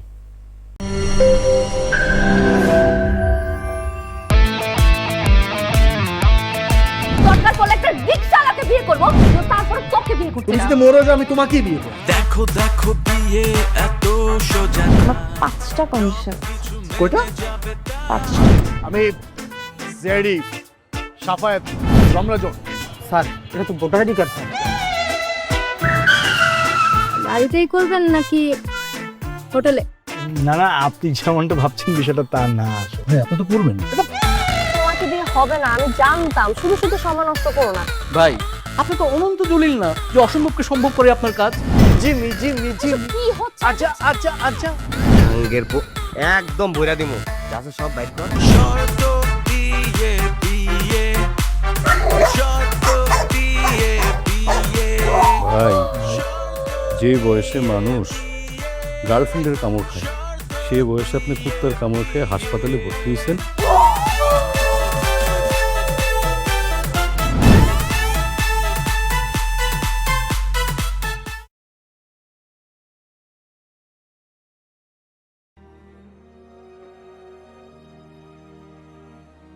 Sao anh khỏe và thằng với thằng tay thằng đấy à?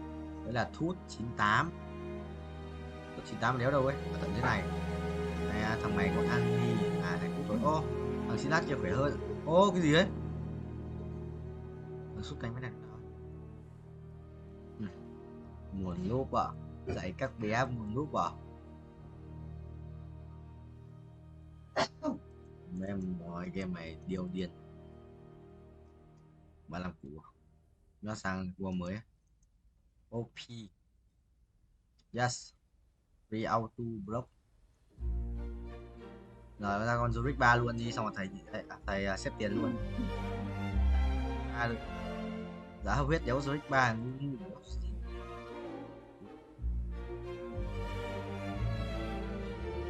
Rồi Red 3 vừa trước là Zurich 3. Còn mẹ làm gì quanh luôn mà lúc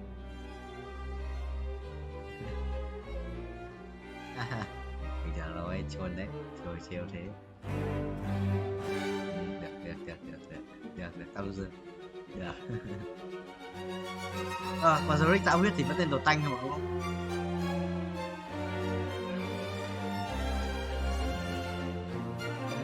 Không như đâu em là chưa, có anh thì rồi. À, đừng đánh đầu anh mà.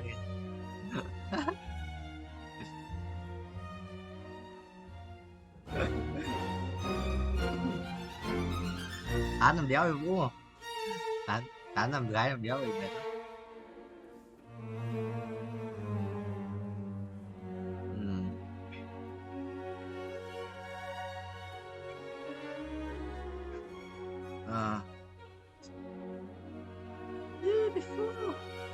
Ôi, tốc độ sống mặt của vào.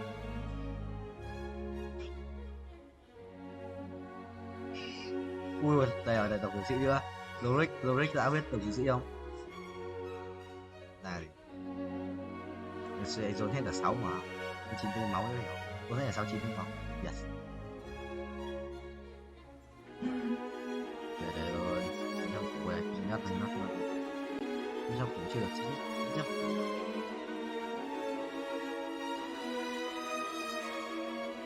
Vai tay trước, tập tay trước là để kê tay, cánh tay lên cánh ghế một ngồi để đẩy tạ đơn này, xong rồi lên tạ đơn từ tay một.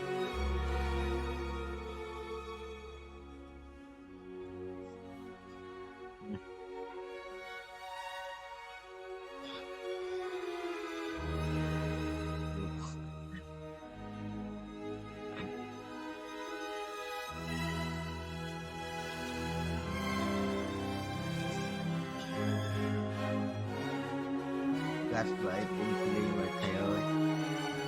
Lùi. Đây thua lại. Nước cho 3 thì khỏe đấy. Chết 7 à, chết 6 rồi. 500 chưa đủ mua. Đây vậy, tôi lên chilling trophy.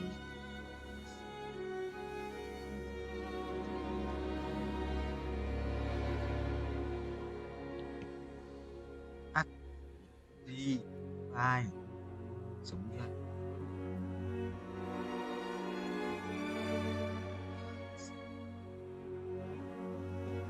một nước vào giờ đến lại hay còn thảm đẹp luôn.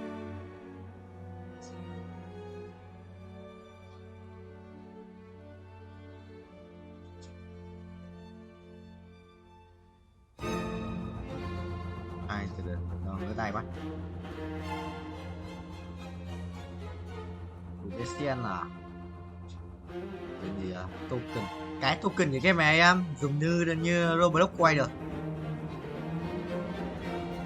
đó nhưng mà anh có một tí tiểu rồi có bao nhiêu cái nhỉ shop không ba quay thì dùng thay cho tiền Roblox rồi nhưng mà trong game này nó để tiền Roblox đắt quá để nó cho cái quay một tí không token anh quay sang Silat nhé anh top 2 trận đấu này Silat anh này còn sườn lô bia ơi cái đéo được găng tay á cháu quá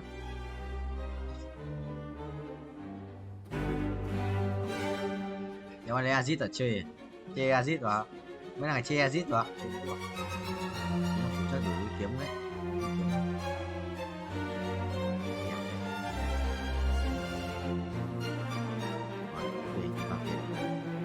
làm việc cho bố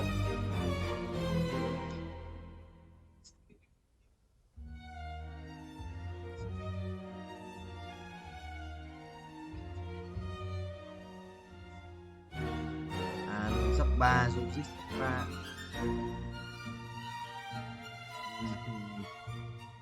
đã một trẻ sắp chết quá mày cứ nói đi thì nói dập cho xem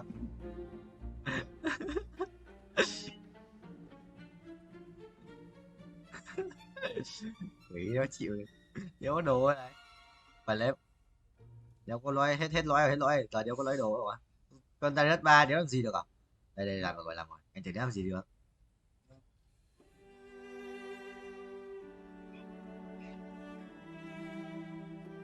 đẹp phết đùa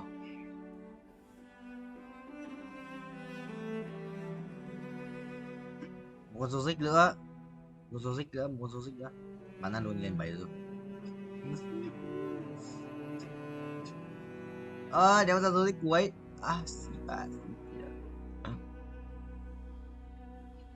người ta chuỗi thua tại anh chuỗi và thắng hay chuỗi thua chuỗi Việt Nam không yes broccoli yes. Còn Tuấn nó ở trong này còn Tuấn nó ở trong này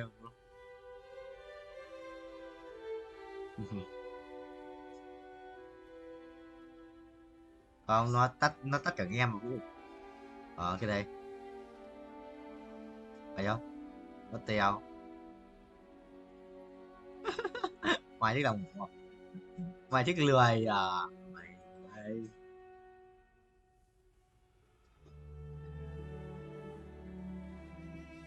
chiều mấy giờ vào làm cho biết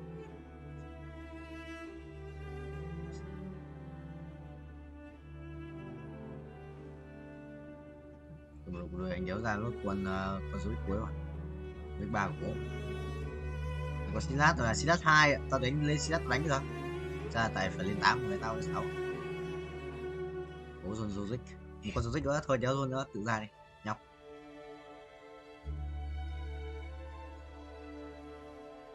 người chúng nó chết hết rồi đâu ra thấy mày bảo chúng nó chết à thế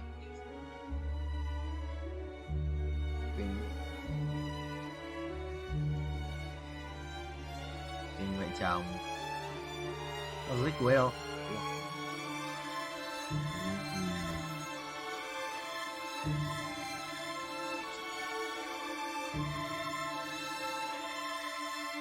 ngồi đéo ở đây như vậy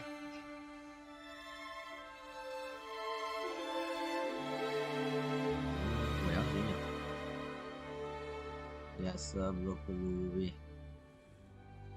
giáo có đủ đồ cho tất cả mọi quan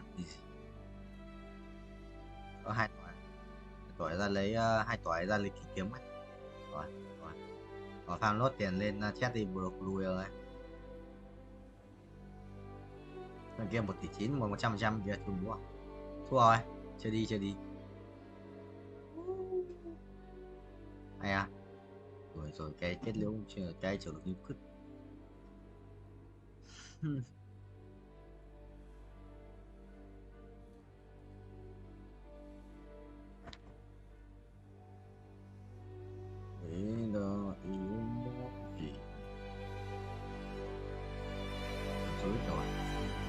quá đừng trò chán không ơi.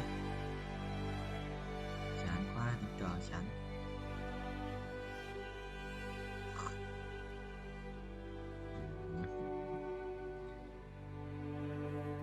Rồi sao em mấy ông khóa quỷ thứ tư thứ năm phải làm bài tập, thứ tư khóa quỷ quay từ sáng đến tối đi tập gym rồi quay tiếp một tí đi ngủ xong. Béo rồi mày thấy đúng không?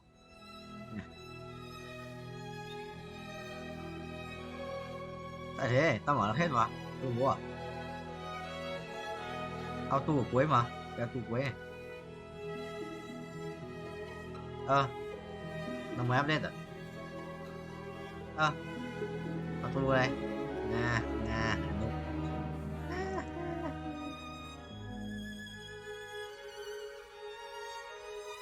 Ở dưới kéo đầu ấy, kéo ra. Thế mình cười quá.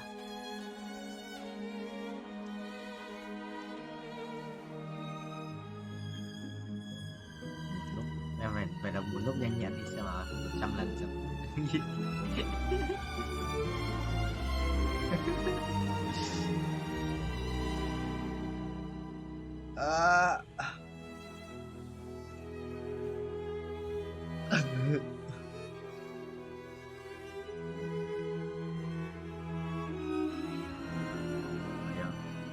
Đoạn thông thoại đúng chỗ nào đi tập gym á, nó có đi cứt, nó không vào lúc có vào trước lúc mày chưa vào u mấy tao bảo là đi thì đi chung chứ người này có người ở nhà thì đi làm gì. Cái phòng tập gym mở muộn là anh vẫn đi đấy.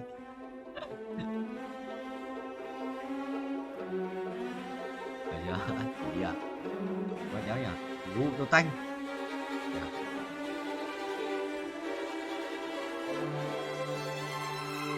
Lùi à? Biết tàu bất ngờ. Nhau chả? Tự em tin. Tự em tin.